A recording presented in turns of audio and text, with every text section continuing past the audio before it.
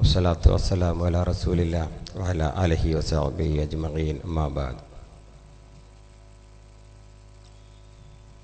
ബഹുമാനം നിറഞ്ഞ പണ്ഡിതന്മാരെ, സദസ്സിലുള്ള ആലിമീങ്ങളെ, എൻ്റെ മുന്നിലിരിക്കുന്ന രക്ഷിതാക്കളെ, അസ്സലാമു അലൈക്കും. നല്ലൊരു ദീനിൻ്റെ സദസ്സാണിത്. പാവം എൻ്റെ ഉപ്പയെപ്പോലുള്ള ആളുകളാണ് എൻ്റെ മുന്നിലിരിക്കുന്നത്. അവരിങ്ങനെ വിചാരിക്കും, ഏതാണ് ഈ മനുഷ്യന് പടച്ചവനെ തലമറക്കാത്ത ഒരു പാൻറ് ഇട്ടുകൊണ്ട് വന്നിരിക്കുന്ന ഒരു ചെങ്ങായി, ഏതാണ് പടച്ചവനെ ഇത്? ഇയാൾ ഏത് ബയലായിരിക്കും പറയാം.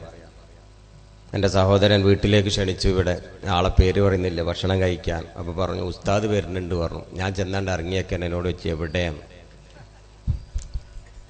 ഭാഗ്യത്തിന് നമ്മുടെ ഉസ്താദ് ഇന്ന് ഉദ്ഘാടനം ചെയ്ത ഉസ്താദ് അങ്ങോട്ട് വന്നതുകൊണ്ട് എനിക്ക് കുറച്ചൊരു സമാധാനമായി. ഒരു ഉസ്താദ് വന്നല്ലോ ആ വീട്ടിൽ. ഇവരെന്താ പ്രതീക്ഷിച്ചെന്ന് എനിക്കറിയില്ല. ഏതായാലും എൻ്റെ മുന്നിലിരിക്കുന്ന ഈ രക്ഷിതാക്കൾക്ക് ഒരല്പം കുടുംബത്തെ പറ്റി പറഞ്ഞു തരാൻ ഞാൻ വന്നിട്ടുള്ളത്. അത് പറയാൻ ഞാൻ ആരാ എന്ന് ചില രക്ഷിതാക്കളുടെ മനസ്സിലുണ്ടാകും. ഞാനൊരു വാപ്പയാണ്, എനിക്ക് 3 മക്കളുണ്ട്. അതിലേറെ മക്കളുള്ള, അതിലേറെ പ്രായമുള്ള, പരിചയ സമ്പത്തുള്ള ആലിമീങ്ങളും ഉസ്താദുമാരും പണ്ഡിതന്മാരുമുള്ള സദസ്സാണ് ഇത് എന്ന് എനിക്കറിയാം. അവിടെ ഈ എളിയവൻ്റെ പ്രഭാഷണം എന്തിന് എന്ന് നിങ്ങളൊക്കെ ഇന്ന് ഒരല്പമെങ്കിലും സംശയിച്ചിട്ടുണ്ടാകും. 17 വർഷമായി കമ്പ്യൂട്ടറിലും മൊബൈൽ ഫോണിലും കച്ചവടം ചെയ്യുന്ന, ബിസിനസ് ചെയ്യുന്ന, മൊബൈൽ ഫോൺ വിൽപ്പന, റിപ്പയറിങ്ങും, അത് കച്ചവടം, അതിനെ പഠിപ്പിക്കലും, അതിൽ തൊഴിൽ കൊടുക്കണ ഒരു ജോലിയാണ് എനിക്ക്, ഒരു ബിസിനസ്സാണ് എനിക്ക്. ആ 17 കൊല്ലത്തിനിടയ്ക്ക് നമ്മുടെ കേരളത്തിലുണ്ടായ അപകടങ്ങളെക്കുറിച്ചും അതിൻ്റെ ദുരുപയോഗത്തെക്കുറിച്ചും വീടുകളിലും പെൺകുട്ടികളും ഉമ്മമാരും ഉപ്പമാരും നമ്മുടെ അനിയന്മാരും പെങ്ങന്മാരും ഈ സാധനം കമ്പ്യൂട്ടറും മൊബൈൽ ഫോണും ഉപയോഗിച്ച് ദീനിന് പറ്റാത്ത, ഇസ്ലാമിന് അനുവദിക്കാൻ പറ്റാത്ത ഹറാമായ, അതിലപ്പുറം അപകടകരമായ അവസ്ഥയിലേക്ക് പോകുന്നത് കണ്ടപ്പോൾ എനിക്ക് ചെറിയൊരു തോന്നൽ, ഇതെന്താ ഒന്ന് പറഞ്ഞു കൊടുത്തൂടെ? ഇത്രേ ഞാൻ വിചാരിച്ചിട്ടുള്ളൂ. അതുകൊണ്ട് എൻ്റെ പ്രിയപ്പെട്ട ഉമ്മമാരെയാണ് ഞാൻ കാര്യമായി ഇതിൽ ടാർഗറ്റ് ചെയ്തിട്ടുള്ളത്. എൻ്റെ ഓഡിയൻസ്, എൻ്റെ മുന്നിലിരിക്കുന്ന ഉമ്മമാരെ പ്രത്യേകിച്ച്. ഇതിൻ്റെ പേര് ഇട്ടത് എന്തോ എല്ലാവർക്കും മനസ്സിലായിട്ടുണ്ടാവില്ല. അതുകൊണ്ടായിരിക്കാം ആളുകളൊക്കെ കുറേ വൈകിട്ടൊക്കെ വന്നത്. വിഷ്വൽ മീഡിയ ദുരന്തമോ? ഇത് വിഷ്വൽ മീഡിയം പാവം നാടൻ ആൾക്കാർക്ക്, എൻ്റെ വല്യപ്പ ഉപ്പമാരാൾക്കാർക്ക് മനസ്സിലായിട്ടില്ല. ദുരന്തം, അതിലെന്ത് ദുരന്തം? അതിന് സാധനം മനസ്സിലായില്ല, ദുരന്തം മനസ്സിലാവും, അതൊന്നും മനസ്സിലായിട്ടുണ്ടാവില്ല. പിന്നെ ഞാനിട്ട പേര് ഇതേ കണ്ടോ, പച്ച മലയാളത്തിൽ, ഈ ലോകവും ഈ കുടുംബവും. ഇതാണിപ്പോൾ ഞാനിട്ട പേര്. അതൊരു പക്ഷേ കുറച്ചാൾക്കാർക്ക് മനസ്സിലായി. ഇഹലോകമല്ല, ഇത് പരലോകമല്ല, മൂന്നാമത്തെ ഒരു ലോകമാണ്. അതിനെക്കുറിച്ചാണ് നമ്മൾ സംസാരിക്കുന്നത്. ഇഹലോകത്തെപ്പറ്റിയും പരലോകത്തെപ്പറ്റിയും എത്രയോ പണ്ഡിതന്മാർ പ്രഭാഷണങ്ങൾ നടത്തി, അല്ലേ? എന്നാൽ ഇത് അത് രണ്ടും അല്ലാത്തൊരു ലോകം, മൂന്നാം ഒരു ലോകം. ആ ലോകത്തെ പറ്റിയാണ് ഇവിടെ സംസാരിക്കുന്നത്. അഥവാ ഉമ്മയുടെ ഗർഭപാത്രത്തിലുള്ള ആ ലോകമല്ല, അപ്പൊ 4ാമത്തെ ലോകം. പിന്നെ ആലമുൽ അർവാഹ്, അത് വേറൊരു ലോകം, അതുമല്ല. ഇതൊന്നും അല്ലാത്തൊരു ലോകം, നിങ്ങൾ ഇതുവരെ കേൾക്കാത്തൊരു ലോകം. അതിനെപ്പറ്റിയാണ് ഇൻഷാ അല്ലാഹ് ഇവിടെ സംസാരിക്കുന്നത്. ഈ എന്ന് പറഞ്ഞാൽ ഇലക്ട്രോണിക്സ് എന്നാണ് കേട്ടോ. അപ്പൊ ഈ ലോകം ഇലക്ട്രോണിക്സ് ലോകം, ഈ കുടുംബം ഇലക്ട്രോണിക്സ് കുടുംബം, അതാണ് ആ വിഷയത്തിന്റെ പേര്. ഇനി നമുക്കത് വിശദമായി പറയുമ്പോൾ എന്തിനീ ക്ലാസ് എന്നൊന്ന് പറയട്ടെ. ഒരു പത്രത്തിലെ കട്ടിങ്ങാണ്, അല്ലെങ്കിൽ വായിക്കണ്ടട്ടെ, ഞാൻ പറഞ്ഞുതരും. ഇപ്പൊ കുറച്ച് മാസങ്ങൾക്ക് മുമ്പ് ഞാൻ പകർത്തിയ പത്രക്കട്ടിക്ക, അതിലെന്താണ്, 14 വയസ്സുകാരിയെ തട്ടിക്കൊണ്ടുപോയി, ഭാര്യയെ തട്ടിക്കൊണ്ടുപോയി, മക്കളെ കിടത്തി ഉറക്കി, കാമുകനുമായി ഭാര്യ ഒളിച്ചോടി, മകളെ പീഡിപ്പിച്ചു, മകൾ അങ്ങണ്ടാക്കി ഇങ്ങണ്ടാക്കി. ഇനി പറയുന്നില്ല, അതേ അടുത്ത പേജ് വരുന്നുണ്ട്. ഇതാ വീണ്ടും അത് തന്നെ, 16കാരിയെ തട്ടിക്കൊണ്ടുപോയി, 13കാരിയെ തട്ടിക്കൊണ്ടുപോയി, 17കാരിയെ തട്ടിക്കൊണ്ടുപോയി. പെൺകുട്ടി. എൻ്റെ ക്ലാസ് യാ അയ്യുഹന്നാസിനാണ് കേട്ടോ, സംഘടനക്കല്ല, മുസ്ലിമിനല്ല, ഹിന്ദുവിനല്ല, മനുഷ്യർക്കാണ് ഞാൻ ഈ ക്ലാസ് പറഞ്ഞു തരണേ. അപ്പൊ നമ്മളെ പരിസരത്തുള്ള മുസ്ലിം സഹോദരങ്ങളൊക്കെ കേൾക്കുന്നുണ്ടെങ്കിൽ അവർക്കും കൂടി ഉള്ളതാണ് എൻ്റെ ക്ലാസ്. ഖുർആൻ ഇറക്കിയത് അങ്ങനെ തന്നെയാണല്ലോ, മുസ്ലിങ്ങൾക്കല്ലല്ലോ ഖുർആൻ ഇറക്കിയിട്ടുള്ളത്. ആരോ തെറ്റിദ്ധരിച്ചതാണ് മുസ്ലിങ്ങൾക്കാണ് ഈ ഖുർആൻ എന്നൊന്നും അല്ല, പറയട്ടെ, അമുഖമായി പറഞ്ഞതേ ഉള്ളൂ. അപ്പം മനുഷ്യർക്കാണ് ഈ ക്ലാസ്. ഇതേ വീണ്ടും പറയുന്ന അർത്ഥ പത്രക്കട്ടിങ് വന്നു, 18-കാരിയെ ബലാത്സംഗം ചെയ്തു, 13-കാരിയെ തട്ടിക്കൊണ്ടുപോയി. ഇതൊക്കെ നമ്മുടെ പെങ്ങന്മാരാണ് കേട്ടോ, അങ്ങനെ ഓർത്താൽ മതി. നമ്മുടെ പെങ്ങന്മാർ അധികവും പെൺകുട്ടികളുടെ കേസാണ്. ഇതേ അടുത്ത കഴിഞ്ഞും വരുന്നു, അടുത്ത പേജ്. ഉമ്മയെ കുത്തിക്കൊന്ന്, വാപ്പയെ കുത്തിക്കൊന്നു, ഏട്ടനെ കുത്തിക്കൊന്ന്, അങ്ങനെയാണ്ട് വന്നിട്ട് പത്രത്തിൽ വന്നതാണ്. നിങ്ങളും ഞാനൊക്കെ വായിച്ച് മറന്നതാണ്. 14-കാരി വീണ്ടും വിളിച്ചോടി സ്കൂൾ വിദ്യാർത്ഥിനികളെ തട്ടിക്കൊണ്ടുപോയി. അങ്ങനെയാണ് കേട്ടോ, അങ്ങനെ വരരുത്. അടുത്തതുണ്ട്, വീണ്ടും ഉണ്ട്. ഏകദേശം അവസാനിപ്പിക്കട്ടെ, കുറേ ഉണ്ട് കേട്ടോ. എന്തായാലും എത്ര ഉണ്ടാവും ഇപ്പം അളക്കാം നമുക്ക്. ഇതേ വീണ്ടും വരികയാണ്, ഓരോ പേജുകൾ ഞാൻ മറക്കുകയാണ്, അതിന്റെ സീരിയസ്നെസ്. അവസാനം അവിടെ കട്ടെ. ഈ കണക്കിന്ന് ഇപ്പം നിങ്ങൾ ഈ കണ്ട പത്രത്തിന്റെ കണക്കുകൾ കഴിഞ്ഞ വർഷം 2014 ഡിസംബർ വരെയുള്ള 11 മാസത്തെ കണക്കാണ് കേട്ടോ ഇതുവരെ വന്നത്. അതെല്ലാം കൂടി എടുത്ത് സംഘടിപ്പിച്ച് നോക്കിയപ്പോൾ ഞെട്ടിക്കുന്ന ഒരു കണക്ക് പുറത്തേക്ക് വന്നു. കണ്ടോളൂ ആ കണക്ക് എന്താണ്. കേരളത്തിൽ മാത്രം 11 മാസത്തിന്റെ ഉള്ളിൽ 664 18 വയസ്സിന് താഴെയുള്ള പെൺകുട്ടികൾ ഒളിച്ചോടി. ഒരാളും തട്ടിക്കൊണ്ടുപോയിട്ടില്ല. നമ്മൾ പത്രത്തിൽ വായിക്കുന്നതൊക്കെ ശുദ്ധ നുണയാണ്. ഒരു പെൺകുട്ടിയെയും ഇവിടെ തട്ടിക്കൊണ്ടു പോയിട്ടില്ല. പെൺകുട്ടി ഇറങ്ങിപ്പോയതാണ്. തട്ടിക്കൊണ്ടു പോണേ ഒരു ചാക്കിലിടണം, അല്ലെങ്കിൽ കയ്യും കാലും കെട്ടിയിട്ട് വല്ല ബസ്സിന്റെ മുകളിൽ ലോറിയിലോട്ട് കൊണ്ടുപോകണം. അങ്ങനെയാണ് തട്ടിക്കൊണ്ടുപോകല്. അല്ലെങ്കിൽ ഒരു തോക്ക് കാണിച്ചിട്ട് ചൂണ്ടിയിട്ട് പറയും ഇറങ്ങിക്കോ എന്റെ കൂടെ, ഇപ്പറയില്ല എന്നെ വെടിവെക്കും. അങ്ങനെയും സംഭവിച്ചിട്ടില്ല. ആ കണക്ക് എൻ്റെ അടുത്തില്ല, ഞാൻ കേട്ടിട്ടുമില്ല, ഞാൻ പഠിച്ചിട്ടുമില്ല. എൻ്റെ അടുത്തുള്ളത് കഴിഞ്ഞ 11 മാസം ഹിന്ദുവും മുസൽമാനും ക്രിസ്ത്യാനികളുടെയും നമ്മുടെ രക്ഷിതാക്കളുടെ എൻ്റെയും നിങ്ങളുടെയും മക്കളെ പെങ്ങന്മാരെ 664 പെൺകുട്ടികൾ ഒളിച്ചോടി. എവിടേക്ക്, എങ്ങനെ, എപ്പോ, എന്തിന്? നാളെ അടുത്ത വർഷം നമ്മുടെ ഈ കുടുംബത്തിലെ ആൾക്കാരുണ്ടാവും അതിന്റെ കൂട്ടത്തിൽ. ഇല്ലാതിരിക്കട്ടെ, പടച്ച റബ്ബ് കാക്കട്ടെ. 664 പെൺകുട്ടികളെ ഇതുപോലെ ഒളിച്ചോടിയപ്പം പാവം രക്ഷിതാക്കള് പോലീസിൽ പരാതി കൊടുത്ത് തിരിച്ചു കൊണ്ടുവന്നു. എത്ര എണ്ണത്തിനെ? 601. 601 പേരെ, 63 പേരെ തിരിച്ചു കൊണ്ടുവരാൻ പറ്റില്ല. അവർ ആത്മഹത്യ ചെയ്തു, മരണപ്പെട്ടു. അപ്പം 600 ആളുകളെ തിരിച്ചു കൊണ്ടുവന്നു. മാഷാ അല്ലാഹ്, തിരിച്ചു കിട്ടിയല്ലോ രക്ഷിതാക്കൾക്ക്. എന്നാൽ അതിലെ 300 പേര് ഇന്ന് ഭ്രാന്തികളാണ്, മാനസിക നില തെറ്റിയത് നിമിഷവും ആത്മഹത്യ വക്കിലാണ്. മറ്റൊന്ന്, എങ്ങനെയാണ് അവർ പോയത്? അവർ ഒളിച്ചോടാനുള്ള സർട്ടിഫിക്കറ്റ് രക്ഷിതാക്കൾ വാങ്ങിക്കൊടുത്ത മൾട്ടിമീഡിയ ഇന്നത്തെ തോണ്ടിക്കളിക്കുന്ന പ്രേമിക്കാനുള്ള സർട്ടിഫിക്കറ്റായ മൊബൈൽ ഫോൺ വഴിയാണ്. അതുകൊണ്ടാണ് ഞാൻ ഈ ന്യൂസ് ഇവിടെ പറഞ്ഞത്. കാമുകനുമായി പ്രേമിക്കാൻ രക്ഷിതാക്കൾ, നിസ്കാരത്തയമ്പുള്ള എൻ്റെ ഉപ്പയെ പോലെ നിങ്ങളെപ്പോലെ പള്ളിയിൽ 5 വക്ത് നിസ്കരിക്കുന്ന നമ്മൾ മകൾക്ക് പ്രേമിക്കാൻ കാമുകനുമായി ഒളിച്ചോടാനുള്ള എല്ലാ സൗകര്യവും വീട്ടിൽ ഒരുക്കി കൊടുത്തത് രക്ഷിതാക്കളായ ഞാനും നിങ്ങളും ഉമ്മയും എൻ്റെ പെങ്ങളും. അങ്ങനെ ആ കുട്ടി ഒളിച്ചോടിയത്. ആ കുട്ടിയെ കുറ്റം പറയരുത്, ആ കുട്ടിയെ ഒരിക്കലും കുറ്റം പറയരുത്. അതുകൊണ്ട് എന്താണ് ഇതിൻ്റെ ഒരു പ്രതിവിധി? എന്താണ്? ഏറ്റവും നന്നായി പ്രേമിക്കാൻ പറ്റിയ സാധനമാണ് മൊബൈൽ ഫോൺ. ഇനി വല്ലതും പ്രേമിക്കാനുള്ള കുട്ടികളെങ്കിലും പഠിക്കട്ടെ. ഇവിടെ അധികം കുട്ടികളാരും വരില്ല ഇങ്ങോട്ട്. കാരണം എനിക്കറിയാം, ആ ഒരു കുട്ടികളും ഈ ക്ലാസ്സിന്, ഈ പാവം നല്ല കാരണവന്മാരും പള്ളിയിലൊക്കെ പോകുന്ന നല്ല മനുഷ്യന്മാരെ ഇവിടെ വരുള്ളൂ. ഇതിന്റെ ദുരുപയോഗത്തെ പറ്റി പഠിക്കാൻ ആരുമേ സദസ്സിൽ വരില്ല. കാരണം അങ്ങനെയാ ഈ ടോപ്പിക്, ഈ വിഷയം അങ്ങനെയാണ്. ലഹരിയെ പറ്റിയുള്ള ഒരു ബോധവൽക്കരണം എന്ന് പറഞ്ഞ ഒരു ക്ലാസ് എടുക്കും, ഞാൻ ബോർഡ് വെക്കും. ഒക്കെ നല്ല മനുഷ്യന്മാർ 5 വക്ത് നിസ്കരിക്കണം, പഠിച്ചവനെ പേടിയുള്ള ആൾക്കാർ മുന്നിൽ വന്നിരിക്കും. അവർക്ക് എന്ത് ലഹരിയാ, അവർക്ക് എന്ത് കള്ളാണ്? വരാത്ത ആൾക്കാർക്കാണ് ക്ലാസ്. ആർക്കാ ഞാൻ ആ ക്ലാസ് കൊടുക്കണം? രണ്ടത്താണിയിൽ എൻ്റെ മഹലിൽ ഉസ്താദ് ജുമായിട്ട് കഴിഞ്ഞേക്കന്നെ അങ്ങോട്ട് ചീത്ത പറയും. ആരെ? നേരത്തെ വന്നവരെ. നേരത്തെ വരാത്തതിനാ ചീത്ത പറഞ്ഞത്. കേൾക്കുന്നതൊക്കെ നേരത്തെ വന്ന പാവം പേടിച്ച് ഇടങ്ങാറായി 2 ജ്യൂസ് 3 ജ്യൂസ് ഓതി ആകെ കൂടി കണ്ണിൽ ചോര പോലെ വെള്ളം നിറഞ്ഞിരിക്കണ അവരെ ഉസ്താദ് പിന്നെയും ചീത്ത പറയും. നിങ്ങൾ അങ്ങനത്തെവരാണ്, നിങ്ങൾ ഇങ്ങനത്തെവരാണ്, നിങ്ങൾ എന്താ അങ്ങനെ? ഈ പാവം ബാക്കിയുള്ളവരൊക്കെ പോയി, അവര് വൈകി വന്നു, നേരത്തെ പോയി വീട്ടിൽ ചോറൊന്ന് കളിക്കാണ് ടിവിന്റെ മുമ്പിൽ. അവരെയാണ് ഉസ്താദ് ഇവിടുന്ന് ചീത്തറിയണത്, കേൾക്കുന്നത് മുഴുവൻ ഈ പാവ നിസ്കാരത്തായുമ്പുള്ള നല്ല മനുഷ്യന്മാരെ. എത്തപ്പത് കഥ അല്ല, ഞാൻ ആലോചിച്ച കുറെ കാര്യം കേട്ടോ. നിങ്ങൾ എത്രത്തോളം ചിന്തിച്ചെന്ന് എനിക്കറിയില്ല. എന്ന് പറഞ്ഞ പോലെ ഇങ്ങനത്തെ ക്ലാസ്സിലും വരല ഈ പാവം നല്ല മനുഷ്യന്മാര്. അപ്പൊ ഈ കൂടിയിരിക്കുന്ന എൻ്റെ മുന്നിലുള്ള രക്ഷിതാക്കളോടല്ല ഞാൻ പറയുന്നത്, ഈ സംസാരിക്കുന്നത്.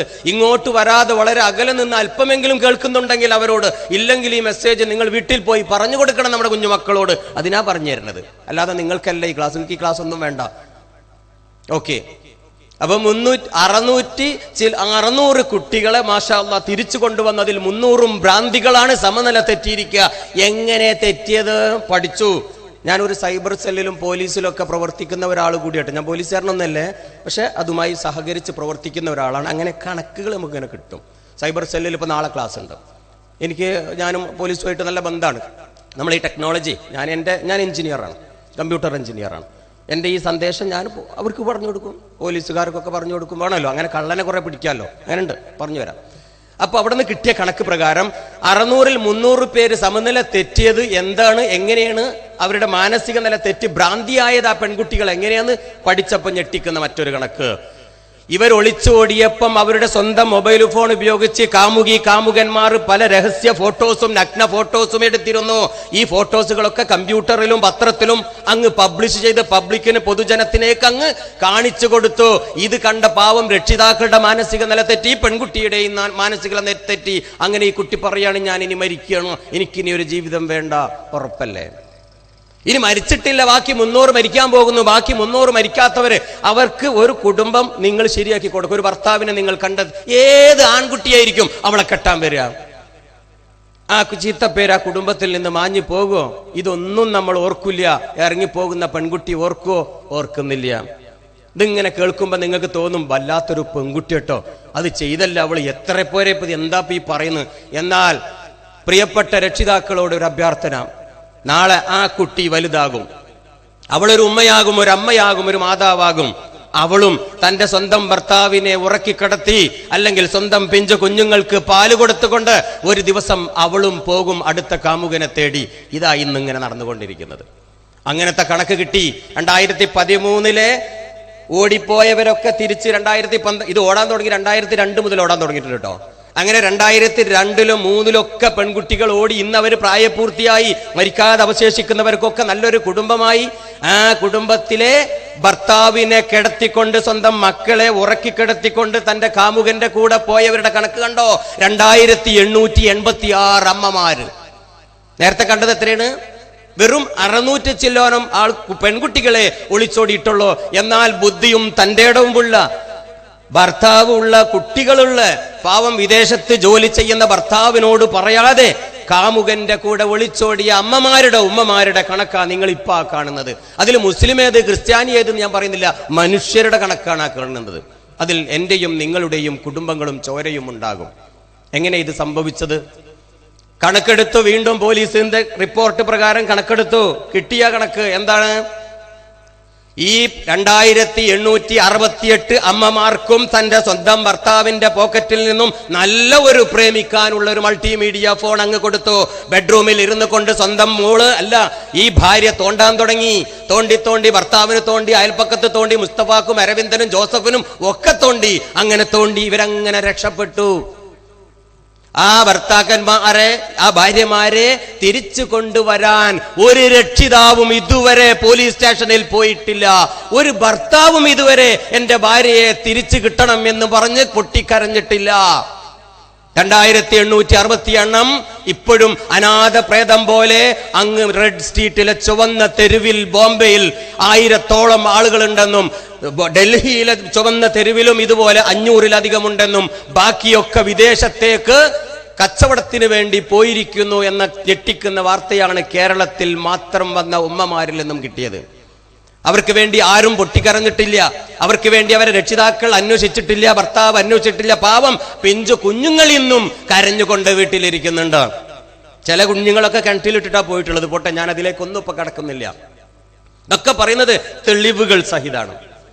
ഇനി ഒരു ദുരന്തം വരാതിരിക്കാൻ എന്ത് ചെയ്യണം? അതിനാണ് ഇന്നത്തെ ക്ലാസ്. ഞാൻ ക്ലാസിന്റെ ആമുഖം മാത്രമേ പറഞ്ഞിട്ടുള്ളൂ. ഞാൻ ഇതൊന്ന് മുഴുവൻ ഇവിടെ പറയില്ല കേട്ടോ. കാരണം ഒരു അരമണിക്കൂർ കൊണ്ട് നിർത്തും. കാരണം വളരെ വൈകിട്ടാണ് തുടങ്ങിയിട്ടുള്ളത്. അതുകൊണ്ട് നിങ്ങളിങ്ങനെ ഒരുപാട് സമയം ഇരുത്താൻ പാടില്ല.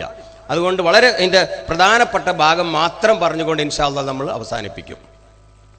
എന്താണ് ഇതൊക്കെ സംഭവിച്ചത്? എന്താണ് ഇതിനൊരു പോംവഴി? അതിന്റെ ഒരു സൊല്യൂഷൻ, ഒരു പ്രതിവിധിയും കൂടി പറഞ്ഞ് ഞാൻ എൻ്റെ അടുത്ത സ്ലൈഡുകളെ കാണിക്കും. വളരെ ഈസിയാ. ഈ അമ്മമാരായത് നേരത്തെ മക്കളായിരുന്നു. ആ മക്കൾക്കും കുറെ അമ്മയും ഉമ്മയും ഉണ്ടായിരുന്നു അല്ലേ? ഇവിടെയാണ് നമ്മൾ ശ്രദ്ധിക്കേണ്ടത്. എൻ്റെ ഉമ്മ എന്നെ സ്നേഹിച്ചത് എനിക്ക് ഓർമ്മയില്ല. എൻ്റെ ഉമ്മ എനിക്ക് അമ്മിഞ്ഞ പാല് താരാട്ട് പാട്ട് പാടി ഉറക്കി എൻ്റെ ഉമ്മയുടെ മടിയിൽ ഞാൻ മലമൂത്ര വിസർജനം നടത്തി പാതിര നേരത്ത് പാവം ഉമ്മ ഉണർന്ന് വീണ്ടും എന്നെ കഴുകി വൃത്തിയാക്കി ഒരു വെളുത്ത മുണ്ട് വിരിച്ചെന്നെ വീണ്ടും ഉറക്കി അതിൽ വീണ്ടും ഞാൻ മലമൂത്ര വിസർജനം നടത്തി. എനിക്ക് ഓർമ്മയില്ല, ഓർമ്മ ഉണ്ടാവില്ല. നിങ്ങൾക്ക് ആർക്കും ഓർമ്മ ഉണ്ടാവുമെന്ന് തോന്നണില്ല, ഉണ്ടാവില്ല. അതിന്റെ പേരാണ് സ്നേഹം. അത് ഉമ്മ വേണ്ടുവോളം മക്കൾക്ക്, അമ്മ മാതാവും പിതാവും വേണ്ടുവോളം മക്കൾക്ക് കൊടുത്തിട്ടുണ്ട്. പക്ഷേ ഓർമ്മ തൊട്ട നാള് മുതൽ 5ാമത്തെ വയസ്സ് മുതൽ അഥവാ 1ാം ക്ലാസ് തൊട്ട് ഉമ്മയും ഉപ്പയും മക്കളെ സ്നേഹിക്കുന്നത് പകരം മക്കളെ ഇഷ്ടപ്പെട്ടുകൊണ്ടിരിക്കുകയാണ്. അത്രേ, സ്നേഹിക്കുന്നില്ല. നിങ്ങൾ സമ്മതിക്കൂലട്ടോ. ഇവിടെ ഇരിക്കണ കാരണവരൊക്കെ ഇപ്പൊ എന്താ ഇയാൾ ഈ പറയുന്നത്, മക്കളെ സ്നേഹിക്കുന്നില്ല എന്നാ ഈ പറയുന്നത്. 1 മുതൽ 5 വരെ വയസ്സിൽ സ്നേഹിച്ചിട്ടുണ്ട്, നന്നായി സ്നേഹിച്ചിട്ടുണ്ട്. നിങ്ങൾക്ക് ഓർമ്മയില്ല, എനിക്ക് ഓർമ്മയില്ല, ചെയ്തിട്ടുണ്ട്, ഉറപ്പാണ്. അത് മുതൽ പിന്നെ ഇല്ല, നിർത്തി. 1ാം ക്ലാസ്സിൽ പോയപ്പോ നിർത്തി, 2ൽ പോയപ്പോ നിർത്തി, 3ൽ അപ്പം നിർത്തി. ആദ്യം പറഞ്ഞ് ഹായ് എന്റെ മോളെ കരളെ കഷ്ണമേ അറിഞ്ഞ്, 2ാം ക്ലാസ്സിൽ എത്തിയപ്പോ ഹായ് മോളെ അറിഞ്ഞ്, 3ാം ക്ലാസ്സിൽ എത്തിയപ്പോ ഹായ് എന്ന് പറഞ്ഞ്, 4ാം ക്ലാസ്സിലെത്തിയ എന്ന് പറഞ്ഞു, 5ലെത്തിയ പോടി അങ്ങടി ഇങ്ങനത്തോടി അങ്ങനത്തോടി ഇങ്ങനത്തോടി കിട്ടി കിട്ടി കിട്ടി. അപ്പൊ ഈ സാധനമൊക്കെ മാറി. പെൺകുട്ടികൾ ഇപ്പോൾ സദസ്സിലുണ്ടാവും, അവർക്ക് മനസ്സിലാവും. എന്റെ അനുഭവം അങ്ങനെ തന്നെയാണ്. പക്ഷെ എന്റെ കഥ ഞാൻ അവസാനം പറഞ്ഞു തരും, വ്യത്യാസമുണ്ട്. അതുകൊണ്ടാണ് ഞാൻ ഇന്ന് ഇവിടെ മൈക്കിന്റെ മുമ്പിൽ നിന്ന് ഇത് നിങ്ങൾക്ക് പറഞ്ഞു തരുന്നത്. എന്റെ പ്രിയപ്പെട്ട മാതാവും പിതാവും എനിക്ക് കാണിച്ചു തന്നത് മാത്രമേ ഇവിടെ ഞാൻ പറയുള്ളൂ, വേറെ ഒന്നും പറയില്ല. അത് ഇൻഷാ അല്ലാഹ് അവസാനം പറയും. അപ്പൊ 2ാം ക്ലാസ്സിലെത്തി, 3ാം ക്ലാസ്സിലെത്തി മിണ്ടുന്നില്ല, 5ാം ക്ലാസ്സിലെത്തി മിണ്ടുന്നില്ല, എന്റെ കുട്ടിയാണെന്ന് പറയില്ല, ഒരു ഹാൻഡ് ഷേക്ക് ഇല്ല, ഒരു കൈ കൊടുക്കൂല, നീ മിടുക്കിയാണടി, നീ അങ്ങനത്തെ പറയില്ല. മക്കൾക്ക് വേണ്ടി ഒപ്പം ഇരുന്ന് കൊണ്ട് ഒരു പ്രാർത്ഥന, ഒരു ദ്വാ ഇല്ല, സീരിയലാണ്, പോയി അതും പോയി. അതിനൊന്നും ഉമ്മക്ക് നേരമില്ല. ഉമ്മ നിസ്കരിക്കുന്നുണ്ടാവും, നോമ്പ് വെക്കുന്നുണ്ടാവും, പ്രാർത്ഥിക്കുന്നുണ്ടാവും, ഓതുന്നുണ്ടാവും, ഒക്കെ ഉണ്ടാവും. പക്ഷെ ആ കുഞ്ഞു മക്കൾക്ക് വേണ്ടി തന്റെ തോളിൽ പിടിച്ചുകൊണ്ട് എന്റെ കുഞ്ഞുമോൻ നല്ല കുട്ടിയാക്കി വളരണം കേട്ടോ എന്നും പറഞ്ഞ് ഓരോ ദിവസവും എന്റെ പ്രിയപ്പെട്ട പിതാവും മാതാവും ഉമ്മയുടെയും ഉപ്പയുടെയും കൈകൾ എന്റെ മുടിന്റെ ഇടയിലൂടെ അങ്ങ് ഇട്ട് കയറ്റി വച്ചിട്ട് എന്നോട് പറയും എന്റെ കുട്ടിക്കും വരും നല്ലൊരു ദിവസം എന്നും പറഞ്ഞ് അങ്ങ് കരയും. കാരണം വീട്ടിൽ പട്ടിണിയായിരുന്നു, ഒരുപാട് ബുദ്ധിമുട്ടായിരുന്നു. ഒരു നേരത്തെ ആഹാരം പോലും വയറു നിറയെ തിന്നാനില്ലാത്തത് കൊണ്ട് അയൽപ്പക്കത്ത് പോയി കൈ കാണിച്ചിട്ടുണ്ട്, ഇറന്നിട്ടുണ്ട്. ഞാൻ പച്ചക്ക് പറയും, ഇനി നിൽക്കുന്നതും കണക്കാക്കണ്ട. ആ സമയത്ത് എന്റെ പ്രിയപ്പെട്ട മാതാവും പിതാവും എനിക്ക് വേണ്ടി ദുആ ചെയ്തിട്ടുണ്ട്, ഇപ്പോഴും മറന്നിട്ടില്ല. പാതിര നേരത്ത് 4 മണിക്ക് ഉണർന്നുകൊണ്ട് തഹജ്ജുദ് നിസ്കരിച്ച എന്റെ പ്രിയപ്പെട്ട പിതാവ് 4 ജുസ് അങ്ങ് ഓതിക്കഴിഞ്ഞിട്ട് അങ്ങ് പൊട്ടിക്കരയും. ആ പൊട്ടിക്കരച്ചിലിന്റെ ഒച്ച കേട്ടാ ഞാൻ സുബഹിക്ക് ഉണരാറുള്ളത്. എനിക്ക് വെറും 9 വയസ്സ് 8 വയസ്സ് ആ സമയത്ത്. എന്നിട്ട് എന്റെ പിതാവ് ചോദിക്കും, എന്തായാലും നീ ഒന്നിലടാ സുബഹി നിസ്കരിച്ചോ. ഇന്ന് എത്ര പിതാക്കന്മാർ ഇന്ന് വീട്ടിൽ മക്കളോട് ഇത് പറയുന്നുണ്ട്. എന്റെ ഉപ്പനോട് പറഞ്ഞ കാര്യമാണ് പറയുന്നത്. അങ്ങനെ നിസ്കാരമൊക്കെ കഴിഞ്ഞ് അങ്ങ് ഓത്ത് കഴിഞ്ഞിട്ടുണ്ട് ഒരു ദുആ ചെയ്യാൻ എന്റെ പ്രിയപ്പെട്ട പിതാവ്. പടച്ചവനെ, എന്റെ മക്കൾക്ക് ഭക്ഷണം കൊടുക്കാൻ, ആഹാരം കൊടുക്കാൻ, അവരെ പട്ടിണി മാറ്റാൻ എന്നെ കൊണ്ട് കഴിഞ്ഞിട്ടില്ല റബ്ബേ. അവരെ പട്ടിണി നീ മാറ്റണേ, അവരിലൂടെ നീ മനുഷ്യരുടെ പട്ടിണി മാറ്റി കൊടുക്കണേ. പച്ച മലയാളത്തിൽ എന്റെ വാപ്പ എനിക്ക് വേണ്ടി ദുആ ചെയ്തിട്ടുണ്ട്, ഞാൻ കേട്ടിട്ടുണ്ട്. എന്നും കേൾക്കും, ഒരു ദിവസമല്ല. പ്രിയപ്പെട്ട മാതാവ് എന്റെ ഉമ്മ 1ാം ക്ലാസ് മുതൽ എന്റെ എത്രത്തോളം പഠിച്ചോ മരിക്കുന്നത് വരെ എന്റെ കൈ പിടിച്ചുകൊണ്ട് ഉമ്മയുടെ മാറോട് ചേർത്ത് പിടിച്ചുകൊണ്ട് കവിളിലും നെറ്റിയിലും ചുംബനങ്ങൾ തന്ന് ഒരു ഹാൻഡ് ഷേക്ക് തന്നിട്ട് പറയും, മോനെ നന്നായി പഠിച്ചു വാടാം. അത് 1ാം ക്ലാസ് കിട്ടി, 2ൽ കിട്ടി, 3ൽ കിട്ടി, 10 വരെ എനിക്ക് കിട്ടി, 10ാം ക്ലാസ് വരെ എനിക്ക് കിട്ടി. ആ ചുടു ചുംബനം ഒരു നേരവും എന്റെ പ്രിയപ്പെട്ട മാതാവിനെ കവിളിൽ ചുംബിക്കാത്ത ഒരു ദിവസവും ഉണ്ടായിട്ടില്ല, എനിക്ക് തിരിച്ചും അങ്ങോട്ടും. അതിന്റെ പേര് സ്നേഹം, ഞാൻ മറന്നിട്ടില്ല. ഇവിടുന്ന് ഞാൻ ചോദിക്കുകയാണെന്ന് ഒരു ഉദാഹരണം ചോദിക്കുക. പ്രായം ചെന്ന 10ാം ക്ലാസ്സിൽ പഠിക്കുന്ന 18ലും 10ലും പഠിക്കുന്ന കുട്ടികളെ, എത്ര കുട്ടികളെ രക്ഷിതാക്കൾ ഹാൻഡ് ഷേക്ക്, ഒരു ആലിംഗനം കൊടുത്തിട്ടുണ്ട്, ഒരു ചുംബനം കൊടുത്തിട്ടുണ്ടെന്ന് ചോദിച്ചാൽ പ്രിയപ്പെട്ട രക്ഷിതാക്കളെ ഇന്ന് നിങ്ങളുടെ കണ്ണിന്ന് നിറയും. ഈ കഴിഞ്ഞ മാസം ഞാനൊരു ക്യാമ്പിന് പോയി. 10ാം ക്ലാസ്സുകാരുടെ ക്യാമ്പാ, പരീക്ഷക്കടുത്തിട്ട് പരീക്ഷകളുടെ ഒരു കോച്ചിങ് ക്യാമ്പാ. ആ ക്യാമ്പിൽ 400 മക്കളുണ്ടായിരുന്നു. 200 പെൺകുട്ടികളും 200 ആൺകുട്ടികളും ഇരിക്കുന്ന അവിടേക്ക് പോയി എങ്ങനെ നന്നായി രക്ഷപ്പെടാം, 10 A+ എങ്ങനെ വാങ്ങാം, അങ്ങനത്തെ ക്ലാസ് കൊടുക്കാനും പോകും. പിന്നെ രക്ഷിതാക്കളെ എങ്ങനെ സ്നേഹിക്കാൻ പാടില്ല എന്നുള്ള ക്ലാസ്സും കൊടുക്കും. അങ്ങനെ ഞാൻ ആദ്യം ആ കുഞ്ഞുങ്ങളോട് ചോദിച്ചൊരു ചോദ്യം ഉണ്ടായിരുന്നു. കുഞ്ഞുമക്കളെ, 10ാം ക്ലാസ്സിലേക്ക് ജയിച്ച വാർത്തയറിഞ്ഞപ്പോ പ്രിയപ്പെട്ട മാതാവിന്റെ ആലിംഗനം കിട്ടിയ, ഒരു ഹാൻഡ് ഷേക്ക് കിട്ടിയ, ഒരു മുത്തം നിങ്ങളുടെ കവിളിൽ തന്ന പൊന്നുമ്മയുണ്ടോ ഇന്ന് വീട്ടിൽ? നിങ്ങൾ കൈയൊന്ന് പൊന്തിക്കോ. 400 കുട്ടീനെ എത്ര എണ്ണം പൊന്തിട്ടുണ്ടാവും? ഇപ്പൊ ഒരു ഊഹം മനസ്സിൽ ഇപ്പൊ 400 കുട്ടീനോട് തന്നെ ചോദിച്ചു, 10ാം ക്ലാസ് ആണിനോടും പെണ്ണിനോടും. 10ാം ക്ലാസ്സിലേക്ക് ജയിച്ച വാർത്തയറിഞ്ഞപ്പോൾ ഒരു ഹാൻഡ് ഷേക്ക്, ഒരു കൈ കൊടുത്തുകൊണ്ട് എൻ്റെ പ്രിയപ്പെട്ട മകളെ, എൻ്റെ പ്രിയപ്പെട്ട മകനെ, നീ നല്ല കുട്ടിയാണ്, കൺഗ്രാജുലേഷൻ, മിടുക്കി എന്നൊക്കെ പറഞ്ഞ് അഭിനന്ദിച്ച ഒരു കിസ് കവിളിൽ തന്ന മുഞ്ഞു മക്കളെ നിങ്ങളുടെ ഉമ്മേൻ്റെ അടുത്ത് അങ്ങനെ കിട്ടിയിട്ടുണ്ട്, നിങ്ങൾ കൈയൊന്ന് പൊന്തിക്കോ? എത്ര പൊന്തിയിട്ടുണ്ടാവും? സുബ്ഹാനല്ലാഹ്, ഒറ്റൊന്നും പൊന്തിയില്ല. ഒരു കുട്ടിയുടെ കയ്യും പൊന്തില്ല. അപ്പുറത്തിരുന്ന കുറെ ഉമ്മമാര് ഛേ എന്ന് പറഞ്ഞ് തലങ്ങട് താഴ്ത്തി. കാരണം അവർ യാത്രയാക്കാൻ വന്നത്, അവിടേക്ക് കൊണ്ടുവന്ന് വന്നിട്ടുള്ള കുറെ ഉമ്മമാരുണ്ട്. ഉമ്മേനോട് വാപ്പല്ല, അവരിങ്ങനെ തലി കൈ ഞാൻ കണ്ടു, ഇങ്ങനെ വെച്ച് ഒരു കുട്ടിയും കയ്യൊന്തിക്കായിട്ട്. അടുത്ത എന്റെ ചോദ്യം അതല്ലായിരുന്നു. ഈ സദസ്സിലേക്ക്, ഈ ക്യാമ്പിലേക്ക്, പഠന ക്ലാസ്സിലേക്ക് നിങ്ങളെ യാത്രയാക്കുമ്പോൾ നിങ്ങളുടെ പൊന്നുമ്മ നിങ്ങൾക്കൊരു കൈ തന്നുകൊണ്ട്, പുറത്തൊന്ന് തട്ടിക്കൊട്ടിക്കൊണ്ട്, നിങ്ങളുടെ കവിളിൽ ഒരു കിസ് തന്നുകൊണ്ട്, മോളെ മോനെ നീ പഠിച്ച് മിടുക്കനായി വാ കേട്ടോ, നല്ല കുട്ടിയായി വാ എന്നൊരു ഉപദേശം തന്ന, ഒരു ആലിംഗനം തന്ന കുഞ്ഞുമക്കളെ നിങ്ങളെ കൈയൊന്ന് പൊന്തിക്കോ? ഇപ്പൊ എത്ര പൊന്തിട്ടുണ്ടാവും? ഒന്നും പൊന്തിയില്ല. നേരല്ല എത്ര ഉമ്മാക്കും വാപ്പാക്കും ഇതിനൊന്നും. അടുക്കളയിൽ വലിയ തിരക്കാണ്, ടിവിന്റെ മുന്നിൽ അതിലേറെ തിരക്ക, വാട്സപ്പിലും ഫേസ്ബുക്കിലും അതിലേറെ തിരക്ക, അടുക്കളയിൽ പാചകത്തിനും മറ്റുള്ള വർക്കുമായിട്ട് ഒരുപാട് തിരക്ക. ഈ കാര്യം ശ്രദ്ധിക്കാൻ സമയമില്ല. പൈസ ഇങ്ങനെ കൊടുക്കും മക്കൾക്ക്, അതിന് നല്ല സമയമുണ്ട്. പണം ഇങ്ങനെ കൊടുക്കും, മൊബൈൽ കൊടുക്കും, മോട്ടോർ സൈക്കിളും കൊടുക്കും, ബുക്കും കൊടുക്കും, അതും കൊടുക്കും, ഭക്ഷണം കൊടുക്കും, ഒക്കെ കൊടുക്കും. കുട്ടിക്ക് വേണ്ടത് കൊടുക്കുന്നില്ല, വേണ്ടാത്തത് അങ്ങനെ കൊടുക്കും. ഞെട്ടിപ്പോയി ആ ചോദ്യം അങ്ങ് കേട്ടപ്പം. ആ വലത് സൈഡിലുള്ള ഒരു പെൺകുട്ടി അതാ തേങ്ങി തേങ്ങി കരയാ. ഇതുപോലെ സ്റ്റേജിൽ ഇങ്ങനെ നിൽക്കുമ്പം ആ കുട്ടിയുടെ തേങ്ങൽ സൈലന്റായി, വളരെ വളരെ നിശബ്ദമായ ഒരു സദസ്സിൽ നിന്നും ഒരു കുട്ടിയുടെ തേങ്ങൽ ഇങ്ങനെ കേട്ടപ്പം ടീച്ചർമാരൊക്കെ ആ ഭാഗത്തേക്ക് ഇങ്ങനെ നോക്കി. ഞാനും അങ്ങ് ഇറങ്ങി, താഴോട്ടിറങ്ങി ആ കുഞ്ഞുമോളടുത്തേക്ക് അങ്ങ് ചെന്നിട്ട് ചോദിച്ചു, എന്താ കുഞ്ഞുമോളെ നീ കരയുന്നത്? ആ കുഞ്ഞ് തേങ്ങി തേങ്ങിക്കൊണ്ട് ചുണ്ട് വറക്കുന്ന ചുണ്ടുകളോടെ പറഞ്ഞ വാക്ക്, മാഷേ എല്ലാ ദിവസവും എന്റെ പൊന്നുമ്മ എനിക്ക് കിസ് തരാറുണ്ട്, മുത്തങ്ങൾ തരാറുണ്ട്. പക്ഷേ കഴിഞ്ഞ മാസമാണ് എന്റെ പ്രിയപ്പെട്ട മാതാവ് മരണപ്പെട്ടു പോയത്. അതിനുശേഷം എനിക്ക് ആ മുത്തം കിട്ടിയിട്ടില്ല. അതോർത്ത് ഞാൻ പൊട്ടിക്കരഞ്ഞു പോയതാ മാഷേ. കൊടുക്കുന്ന ഉമ്മ മരണപ്പെട്ടു പോയി. കൊടുക്കാത്ത 400 ഉമ്മമാർക്ക് ഒരു കുഴപ്പമില്ല, അവർ വീട്ടിലുണ്ട്. പൊന്നാരന്റെ ഉമ്മമാരെ, പെങ്ങന്മാരെ, ആരാ പറഞ്ഞത് പ്രായപൂർത്തിയായ മക്കൾക്കൊരു കിസ് കൊടുത്താൽ പോലീസ് പിടിക്കോ? ഉസ്താദ് പറഞ്ഞിട്ടുണ്ടോ കൊടുക്കരുത് എന്ന്? അതിന്റെ പേരാണ് സ്നേഹം. അത് ഉമ്മ കൊടുക്കാതിരുന്നാൽ, ആ ഉമ്മ കൊടുക്കാതിരുന്നാൽ, ആ ഉപ്പ കൊടുക്കാതിരുന്നാൽ, 18 വയസ്സ് പ്രായപൂർത്തിയായി കഴിയുമ്പോ എന്റെ മോളെ ഇതുവരെ ഹാൻഡ്ഷേക്ക് കൊടുത്ത് നീ മിടുക്കിയാണ്, മിടുക്കനാണ്, നീ സുന്ദരനാണ്, സുന്ദരിയാണ്, നീ പഠിക്കുന്നവനാണ് എന്നൊരു വാക്കുകൾ അങ്ങ് പറയുന്നത് കുഞ്ഞു മക്കൾ കേട്ടിട്ടില്ലെങ്കിൽ, ഇതെല്ലാം പറയാൻ അപ്പുറത്തെ കാമുകൻ അയൽവാസിയായ മുസ്തഫയും അരവിന്ദനും ജോസഫും നമ്മുടെ കുഞ്ഞുമോൾക്ക് ഇതൊക്കെ കൊടുക്കാൻ കച്ചം പാർത്ത് കാത്തിരിക്കുകയാണ്, തക്കം പാർത്ത് കാത്തിരിക്കുക. ഒരു നാൾ 18 വയസ്സ് പൂർത്തിയായ കുഞ്ഞുമോളോട് ആ കാമുകൻ പറയും, നീ സുന്ദരിയാണെന്ന്, മിടുക്കിയാണ്, കൺഗ്രാജുലേഷൻ എന്നൊരു കയ്യങ്ങ് കൊടുക്കും. ആ കയ്യങ്ങ് കിട്ടിയാൽ മോളിങ്ങനെ വറക്കും. പിറ്റേ ദിവസം ഉറക്ക് വരില്ല. രാത്രി നേരം പുലരുവോളം ആ ചെക്കൻ പറഞ്ഞ ആ വാക്കെന്താണ്? ഇതുവരെ ഉമ്മയിൽ നിന്നും കിട്ടാത്ത വാക്ക്, ഇതുവരെ തന്റെ ജീവിതത്തിൽ അനുഭവിക്കാത്ത വാക്ക് കേട്ടപ്പം അവളുടെ ഉറക്ക് പോയി. പിറ്റേ ദിവസം അവൾ വീണ്ടും പോകും. ആ ഇടവക്കത്ത് കാത്തിരിക്കും. അതാ വരുന്നു തന്റെ കാമുകൻ. അതുവരെ കാമുകനല്ലായിരുന്നു, ഏതോ ഒരു അപരിചിതർ. അന്ന് തൊട്ട് കാമുകനാവുകയാണ്. വീണ്ടും കൊടുക്കും ഒരു ഹാൻഡ്ഷേക്ക്. എന്നിട്ട് മാറോടങ്ങ് ചേർത്ത് ഉമ്മ കൊടുക്കാത്ത ഉമ്മ, ആ ഉമ്മയിൽ നിന്നും കിട്ടാത്ത ഉമ്മ ഈ കാമുകൻ അങ്ങ് നമ്മുടെ പൊന്നുമോൾക്ക് അങ്ങ് കൊടുക്കുമ്പം അവൾ അങ്ങ് വേടിച്ചു, അവളങ്ങ് സന്തോഷത്ത് കൊണ്ട് തുള്ളിച്ചാടി. അവിടെ ഉള്ളിലുള്ള ഹോർമോണൊക്കെ പുറത്തേക്ക് വരാൻ തുടങ്ങി. പിറ്റേ ദിവസം ഒരു ബൈക്കുമായി അവൻ ഒരു ഹോണടിച്ചാൽ മതി, തന്റെ പുറകിലേക്ക് ഓടി വന്ന് കെട്ടിപ്പിടിച്ചിരുന്നു കൊണ്ട് തന്റെ പെറ്റുമ്മയോട് ടാറ്റ പറഞ്ഞുകൊണ്ട് പോയി നേരെ പോകുന്നത് എവിടേക്കായിരിക്കും? ഉപ്പയും ഉമ്മയും അന്വേഷിച്ചു.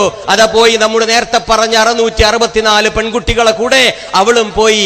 ഉമ്മ ചോദിക്കും, ഉമ്മ അന്വേഷിക്കും, അപ്പ അന്വേഷിക്കും. കേസായി, കോടതിയായി.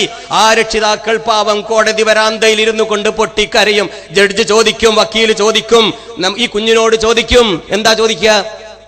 നിന്നെ 18 വയസ്സ് വരെ പാലൂറ്റി പോറ്റി വളർത്തിയ നിന്റെ പ്രിയപ്പെട്ട മാതാവിന്റെ പിതാവിന്റെ കൂടെ പോകണോ? ഇന്നലെ കേറി വന്ന ഈ കാമുകന്റെ കൂടെ പോകണോ എന്ന് പ്രിയപ്പെട്ട മക്കളോട് അങ്ങ് ചോദിക്കുമ്പോ മക്കള് പറയുമെന്ത്?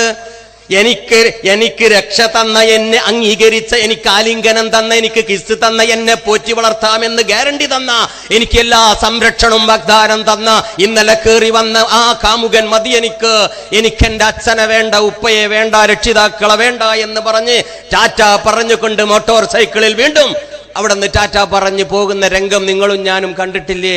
കുഞ്ഞുമക്കളാണോ ഉത്തരവാദി? ഒരിക്കലും ഞാൻ ആ കുഞ്ഞുങ്ങളെ കുറ്റപ്പെടുത്തൂല. 664 മക്കൾ നിരപരാധികളാണ്. ഒരിക്കലും ഒരു തെറ്റും അവർ ചെയ്തിട്ടില്ല. അതിൻ്റെ ഒക്കെ ഉത്തരവാദി നിങ്ങളും ഞാനുമാണ്, രക്ഷിതാക്കളാണ്. അതുകൊണ്ടാണ് ഈ ക്ലാസ് രക്ഷിതാക്കളോട് തന്നെ പറയുന്നത്. അതുകൊണ്ട് കുഞ്ഞുമക്കൾക്ക് എപ്പോഴെങ്കിലും പ്രായപൂർത്തിയായാലും അവർക്ക് ബുദ്ധി വെച്ച സമയത്ത് ഒരു ഹാൻഡ് ഷേക്ക് കൊടുക്കാൻ ഉപ്പ മറക്കണ്ട, ഒരു ഹാൻഡ് ഷേക്ക് കൊടുക്കാൻ ഉമ്മ മറക്കണ്ട. കെട്ടിപ്പിടിച്ചുകൊണ്ട് എന്റെ കരളാണ്, എന്റെ മുത്താണ്, എന്റെ കണ്ണിന്റെ കഷ്ണമാ എന്ന് ആ കുഞ്ഞുമോളെ മുഖത്ത് നോക്കി അങ്ങ് പറയുമ്പോൾ അവളുടെ കണ്ണിലൂടെ കണ്ണുനീര് ചാലിട്ടൊഴുകുന്നത് നമുക്ക് കാണാം. ഞാൻ കണ്ടതാണ് എന്റെ പ്രിയപ്പെട്ട മാതാവ് എനിക്ക് തന്നത്. അതുകൊണ്ടാ പറയുന്നത്, 10ാം ക്ലാസ് പരീക്ഷ ഫീസ് അടയ്ക്കാൻ കാശില്ലാത്തപ്പോഴല്ല, 30 കൊല്ലം മുമ്പത്തെ കഥയാ പറയുന്നത്. 32 കൊല്ലം കഴിഞ്ഞു. പരീക്ഷയ്ക്ക് ഫീസ് അടയ്ക്കാൻ കാശില്ലാത്ത സമയത്ത് എന്നെ സ്കൂളിൽ നിന്ന് പുറത്താക്കി. വീട്ടിൽ പട്ടിണിയാ, അതുകൊണ്ടാ 10 രൂപ ഇല്ലാതിരുന്നത്. എന്റെ പൊന്നുമ്മയോടാ സത്യം ഞാൻ പറഞ്ഞത്, ഉമ്മ എന്ത് ചെയ്യും, എനിക്ക് പഠിക്കണല്ലോ. ഒന്നും വേണ്ട മോനെ, നീ കരയരുതടാ എന്ന് പറഞ്ഞ് എന്റെ കണ്ണ് തുടച്ചുകൊണ്ട് ഉമ്മയുടെ കറുത്ത തുണിയുടെ കോന്തലക്കെട്ട് അഴിച്ചതിന്നൊരു 10ന്റെ നോട്ട് എന്റെ കൈവെള്ളയിൽ വെച്ചിട്ട് പറഞ്ഞു, മോനെ തികയുമെങ്കിൽ ഫീസ് അടക്കടാ എന്ന്. അതും ഫീസ് അടച്ചു. പിറ്റേ ദിവസം എന്റെ ഉമ്മയുടെ മടിയിൽ വീണ്ടും ഞാൻ കുശലം പറഞ്ഞിരിക്കുമ്പോഴാണ് ആ സത്യം ഞാൻ മനസ്സിലാക്കിയത്. വാവിട്ട് വാവിലൂടെ നുരയും പതയും എന്റെ പ്രിയപ്പെട്ട മാതാവിന്റെ വായിലൂടെ വരുന്നുണ്ട്. ശ്വാസം മുട്ടലിന് ആസ്മ രോഗിക്ക് മരുന്ന് കഴിക്കാൻ പ്രിയപ്പെട്ട വാപ്പ കൊടുത്ത, എന്റെ ഉപ്പ കൊടുത്ത 10ന്റെ നോട്ട എനിക്കെന്റെ ഉമ്മ ഫീസ് അടക്കാൻ തന്നത്.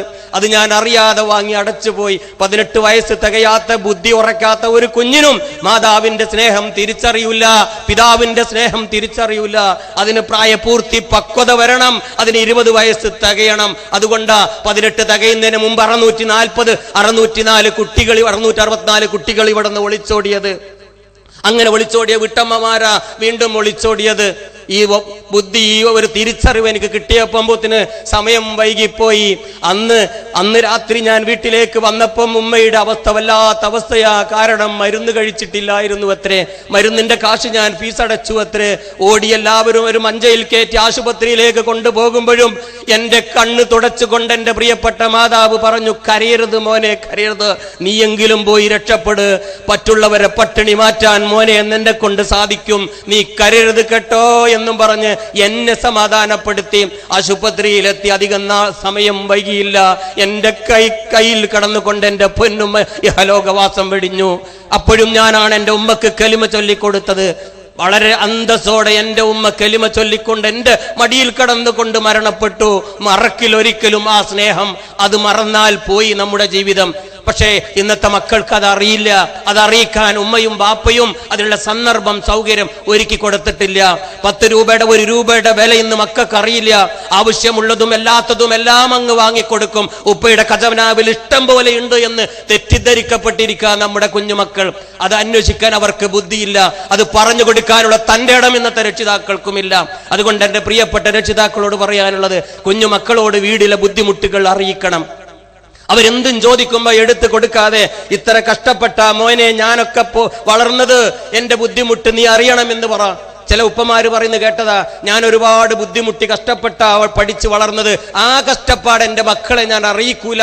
മണ്ടത്തരമാണ് രക്ഷിതാക്കളെ, മണ്ടത്തരമാ. ഓപ്പോസിറ്റ് പറയ്, മോനെ ഇപ്പൊ 100ഉം 50ഉം ഉണ്ട്, പക്ഷെ നിനക്കറിയില്ല ഞാൻ ഒരുപാട് ബുദ്ധിമുട്ടിയിട്ടാണ് വളർന്നത്. അതുകൊണ്ട് നീയും ആ ബുദ്ധിമുട്ട് അനുഭവിക്കടാ എന്ന് പറയാൻ മടിക്കരുത്. ഈ ഒരു തിരിച്ചറിവാണ് രക്ഷിതാക്കളെ നമുക്ക് വേണ്ടത്. അതില്ലാത്തത് കൊണ്ടാണ് ഇന്നത്തെ ഈ ജനറേഷൻ മക്കൾ കാമുകന്റെ കൂടെ സുഖങ്ങൾ അന്വേഷിച്ചുകൊണ്ട്, ആർഭാടങ്ങൾ അന്വേഷിച്ചുകൊണ്ട് ഒന്നും ചിന്തിക്കാതെ ഒളിച്ചോടിക്കൊണ്ടിരിക്കുന്നത്. അതിൻ്റെയൊക്കെ ഉത്തരവാദിത്തം നിങ്ങൾക്കും രക്ഷിതാക്കളായ എനിക്കും നിങ്ങൾക്കുമാണ് എന്ന കാര്യത്തിൽ ഒരു സംശയവും വേണ്ട. അതൊക്കെ എല്ലാവർക്കും അറിയണ കാര്യമാണ്. പക്ഷേ നമ്മൾ ഈ കുഞ്ഞുങ്ങളെ ഈ സ്നേഹിക്കുക എന്നൊക്കെ പറഞ്ഞിപ്പോൾ എന്താ ചെയ്തുകൊണ്ടിരിക്കണമെന്ന് അറിയുങ്ങൾ, അവരെ ഇഷ്ടപ്പെട്ടുകൊണ്ടിരിക്കുക.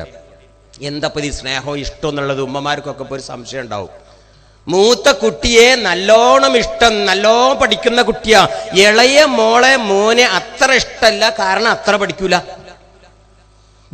ഭാര്യ ഭർത്താവിനെ നന്നായി ഇഷ്ടപ്പെടുന്നു. 40,000 രൂപ ശമ്പളമാ, ഒരു ദിവസം ശമ്പളം അങ്ങ് കുറഞ്ഞു, 10,000 ഇഷ്ടമങ്ങ് പോയി. ഞാൻ എൻ്റെ ഭാര്യയെ ഒരുപാട് ഇഷ്ടപ്പെടുന്നു, കാരണം അവൾ വെളുത്ത സുന്ദരിയാ. ഒരു ദിവസം പാവം ഗ്യാസ് സിലിണ്ടർ പൊട്ടിത്തെറിച്ച് പാചകം ചെയ്തപ്പോഴേ പൊട്ടിത്തെറിച്ച് മേലാകെ കരിവാളിച്ചു പോയി, എൻ്റെ ആ സാധനം പോയി. കാരണം അതിന് ഇഷ്ടം എന്നാ പറയാ. ഇപ്പൊ ക്ലിയർ ആയിട്ടുണ്ടാവല്ലോ, നാടൻ മനുഷ്യന്മാർക്ക് മനസ്സിലായിട്ടുണ്ടാവും. അതിന് സ്നേഹം എന്നല്ല പറയാ. ഇഷ്ടം ഈസ് ലൈക്ക്, കണ്ടീഷൻ അപ്ലൈ. അതിനൊരു കാര്യകാരണ ബന്ധങ്ങൾ ഉണ്ടാകും. കാര്യകാരണ ബന്ധങ്ങളുടെ അടിസ്ഥാനത്തിലായിരിക്കും ഇഷ്ടപ്പെടുന്നത്. വെളുത്തവൾ സുന്ദരി, പഠിക്കുന്നവൻ മിടുക്കൻ, ആരോഗ്യമുള്ളവൻ നല്ല സ്വഭാവക്കാരി, നല്ല സ്വഭാവക്കാരൻ, അതുകൊണ്ട് ഞാൻ ഇഷ്ടപ്പെടുന്നു. പക്ഷേ ഞാൻ എൻ്റെ ഉമ്മയെ ഇഷ്ടപ്പെടുന്നു എന്നല്ല, ഞാൻ എൻ്റെ ഉമ്മയെ സ്നേഹിക്കുന്നു. എന്താ കാരണം? No condition at all. ഒരു കാരണവുമില്ല. അതെന്താ അങ്ങനെ പറയുന്നത്? എൻ്റെ എൻ്റെ പെങ്ങള്, ഞാൻ ഒളിഞ്ഞിന്ന് കണ്ടതാ, എൻ്റെ പെങ്ങളുടെ മോനെങ്ങണ്ട് ആറോടിന്റെ ചേർത്ത് അതിന് അമ്മിഞ്ഞ പാല് കൊടുത്ത് ചെറിയൊക്കെ തുടച്ച് വൃത്തിയാക്കി ഉറങ്ങിയപ്പം ഒരു തൊട്ടിയിൽ അങ്ങ് വെച്ച് താരാട്ട് പാട്ടങ്ങനെ പാടി ഉറക്കി തിരിഞ്ഞിങ്ങനെ പോകുമ്പോ ഒന്നും കൂടി അങ്ങ് നോക്കി അതിൻ്റെ അകത്തേക്ക് അങ്ങ് ആ കയറിങ്ങനെ പൊന്തിച്ച് അതിൻ്റെ ഉള്ളിലേക്ക് അങ്ങ് നോക്കിയിട്ട് ആരും കാണുന്നില്ല എന്ന് ഉറപ്പായപ്പോ വീണ്ടും അതിനകത്തേക്ക് തലയിട്ട് കൊണ്ട് കുഞ്ഞു കുട്ടിയെ മുഖത്ത് അങ്ങ് കിസ് ചെയ്ത് ഉമ്മയുടെ പെങ്ങളുടെ കണ്ണിൽ നിന്നും കണ്ണുനീരിങ്ങ് തുടച്ചിങ്ങനെ തിരിഞ്ഞപ്പോഴാണ് എന്നെ കണ്ടത്. എന്തിനെന്റെ പെങ്ങൾ അത് ചെയ്തത്? ആ കുട്ടിൻ്റെ അടുത്ത് എന്തെങ്കിലും പ്രതീക്ഷിച്ചിട്ടാ? എത്ര നിരൂപിയാണെങ്കിലും പല്ലും കൊന്തറവും മന്ദപ്പും മഞ്ഞപ്പാടുള്ള മന്ദബുദ്ധിയായ കുട്ടിയാണെങ്കിലും മാറോടൊക്കെ ചേർത്ത് കൊണ്ട് മോനെ കരളിന്റെ കഷ്ണമേ എന്ന് പറഞ്ഞ് സ്വന്തം മാതാവ് മക്കളെ സ്നേഹിക്കുന്നു. നോ ലൈക്ക് ഇഷ്ടം എന്നല്ല പറയാ, കണ്ടീഷൻ ഒന്നുമില്ല, അതിന്റെ പേരാ സ്നേഹം. പക്ഷേ പ്രായമായപ്പോ പോയി. 5 വയസ്സായപ്പോ അതിന് കഴിഞ്ഞു, 6 കഴിഞ്ഞു, 7 അപ്പ കഴിഞ്ഞു, 10 പിന്നെ പറയേ വേണ്ട. മാറ്റണം. 3 4 പഠിക്കുന്ന ഒരു കുട്ടി തന്റെ ബാഗുമായി ആ ഭാരിച്ച ചുമടുമായി ബസ്സിറങ്ങിങ്ങനെ വരുന്ന നേരത്ത് ഉമ്മ എന്താ ചെയ്യേണ്ടത്? ഉമ്മ നേരെ അടുക്കളയിൽ പോവുക. അതിനു മുമ്പ് ആ ഭാരിച്ച ഭാണ്ഡമെടുത്തങ്ങ് അടിച്ചു വെച്ചിട്ട് പറയ, മോളെ നിനക്ക് ക്ഷീണം കാണും, കുടിക്കടി ഇന്ന 1 ഗ്ലാസ് വെള്ളം എന്ന് പറഞ്ഞ് അടുക്കളയിൽ പോയി പച്ചവെള്ളം എടുത്ത് കുഞ്ഞുമോന്റെ കൈകളിൽ വെച്ച് കൊടുക്കുക. അവൾ ചോദിക്കാതെ കിട്ടിയ വെള്ളം കണ്ടപ്പം അവളുടെ കൈകൾ ഇങ്ങനെ വറക്കും. ഇതുവരെ അന്വേഷിച്ചിട്ട് കിട്ടാത്ത, ചോദിക്കാതെ കിട്ടിയ 1 ഗ്ലാസ് വെള്ളത്തിന്റെ വിലയറിഞ്ഞ കുഞ്ഞുമോളെ കണ്ണിലേക്ക് നോക്ക് നിങ്ങൾ. കണ്ണിൽ നിന്നും വെള്ളം ഇങ്ങനെ ചാലിട്ടൊഴുകും. അതിന്റെ പേരാണ് സ്നേഹം. അത് അളക്കാൻ കഴിയൂല. അതിന് വേറെ ഒന്നൊരു സാധനമില്ല, എനിക്കിനി വേറെ പറയാനില്ല. അപ്പൊ എന്താ സ്നേഹം, എന്താ ഇഷ്ടം എന്ന് മനസ്സിലാക്കാൻ അത് പറഞ്ഞത്. ഇപ്പൊ രക്ഷിതാക്കളെ ഞാനും നിങ്ങളും മക്കൾക്ക് കൊടുക്കുന്നത് സ്നേഹം അല്ല, പകരം ഇഷ്ടമാണ്. അത് മാറ്റി സ്നേഹത്തിലേക്ക് തിരിച്ചു വന്നാൽ എൻ്റെ ഉമ്മ എനിക്ക് തന്ന പോലെ, നിങ്ങളുടെ ഒക്കെ പ്രിയപ്പെട്ട മാതാവ് നിങ്ങൾക്ക് തന്ന പോലെ. പണ്ടൊക്കെ അതൊക്കെ ഉണ്ടായിരുന്നു, വീട്ടിലൊക്കെ ഉണ്ടായിരുന്നു. ഇപ്പൊ അതൊക്കെ ഒളിച്ചോട്ടത്തിൽ, അതും ഒളിച്ചോടിക്കണം. അതുകൊണ്ട് അത് തിരിച്ചു കൊണ്ടുവന്നാൽ ഒരു പരിധി വരെ അതിനൊരു പരിഹാരം കാണും. മക്കളെ വേണ്ട എന്ന് പറഞ്ഞാൽ ആ കുട്ടി അനുസരിക്കും. മോനെ വേണ്ട കേട്ടോ എന്ന് പറഞ്ഞാൽ അനുസരിക്കും. എൻ്റെ മോന് 12 വയസ്സാ. അവന്റെ തോളിൽ കൈയിട്ട് കൊണ്ട് ഞാൻ അറിയാതെ അങ്ങാടിയിലൂടെ, രണ്ടത്താണിയാണ് എൻ്റെ അങ്ങാടിയിലൂടെ, എൻ്റെ ഉപ്പ ജീവിച്ച അങ്ങാടിയിലൂടെ, എൻ്റെ ഉപ്പയുടെ സുഹൃത്തുക്കളുള്ള അങ്ങാടിയിലൂടെ, ഒന്നും അറിയാതെ എല്ലാം മറന്നുകൊണ്ട്, കാരണം എൻ്റെ ഉപ്പ എൻ്റെ കുഞ്ഞു വിരൽ പിടിച്ചു നടന്ന എൻ്റെ അങ്ങാടി, ആ പഴയ അങ്ങാടിയിലൂടെ ഞാൻ അറിയാതെ ഒരു നിമിഷം എൻ്റെ ഉപ്പയുടെ പെട്ടിക്കടങ്ങനെ ഓർത്ത് എൻ്റെ കുഞ്ഞുമോന്റെ കൈയുണ്ട് പിടിച്ചവന്റെ തോളിലുണ്ട് പിടിച്ചുകൊണ്ട് അങ്ങനെ അങ്ങാടിയിലുള്ള ഒരുപാട് VIP ഇടയിൽ കൂടെ അങ്ങനെ നടന്നു പോയപ്പം എൻ്റെ കുട്ടിയുണ്ട് കുറച്ചൊക്കെ ഞാൻ തേങ്ങിക്കരയണു, കണ്ണൊക്കെ ഉണ്ട് നിറഞ്ഞിട്ട്. എന്തേന്ന് ചോദിച്ച് മിണ്ടണില്ല. വീട്ടിലെത്തിയിട്ട കാര്യം പറഞ്ഞത്, ഉപ്പ ഞാനിങ്ങനെ പോകുമ്പോ എൻ്റെ ഒരു സുഹൃത്തുണ്ടായിരുന്നു, ആ മുന്നിലുണ്ടായിരുന്നു. അവങ്ങോട്ട് കണ്ടപ്പോ എനിക്ക് എൻ്റെ ഉപ്പ എന്നെ തോളി പിടിച്ചതുണ്ട് കണ്ടപ്പോ എനിക്ക് വല്ലാതെ സന്തോഷമായി, അതുകൊണ്ട് കരഞ്ഞതാ ഞാട്ടോ. ആ കുട്ടികൾ വല്ലാതെ ആനന്ദിക്കുന്നുണ്ട്. അതിനൊന്നും നമുക്ക് സമയമില്ല. അവരെ തോളിലൊന്ന് കൈയിടാനും ഉമ്മാക്ക് തീരെ നേരല്ല, വാപ്പാക്ക് അത്രയും നേരല്ല. തിരിച്ചു കൊണ്ടുവരണം ഈ സ്നേഹം വീട്ടിലെങ്കിൽ നമ്മുടെ കുഞ്ഞു മക്കളോട് എന്ത് പറഞ്ഞാൽ അവരനുസരിക്കും. അല്ലെങ്കിൽ ഇന്നത്തെ ഈ തലമുറയുടെ കൂടെ, മോട്ടോർ സൈക്കിളിന്റെയും ഇന്നത്തെ മൊബൈൽ ഫോണിന്റെയും കൂടെ നമ്മുടെ കുഞ്ഞു മക്കൾ ഈ 664 എണ്ണത്തിന്റെ കൂടെ അടുത്ത കൊല്ലത്തേക്ക് ഒരു പക്ഷെ 1200 ആയിരിക്കും. 2015 കണക്ക് ഇൻഷാ അല്ലാഹ് 2016 അടുത്ത കൊല്ലം എനിക്ക് കിട്ടും. ആ സമയത്ത് എത്രയാണോ ഒളിച്ചോടിയതെന്നുള്ള കണക്ക് ഇപ്പൊ അറിയില്ല. ആ കൂട്ടത്തിൽ ഉൾപ്പെടും. പടച്ച റബ്ബ് കാക്കുമാറാകട്ടെ. ഇനി നമുക്ക് കുറച്ച് സ്ലൈഡുകളൊക്കെ വെച്ച് കുറച്ചും കൂടി കാര്യം ഇൻഷാ അല്ലാഹ് ഒരു 10-15 മിനിറ്റ് അരമണിക്കൂറിൻ്റെ ഉള്ളിൽ തീർന്ന് 9 മണിയായി. എന്തായാലും പെട്ടെന്ന് തീർക്കണം. കാരണങ്ങൾ ഒരുപാട് സമയമായി വന്നിരിക്കുന്നു. പെട്ടെന്ന് പറഞ്ഞങ്ങോട്ട് പോവുക.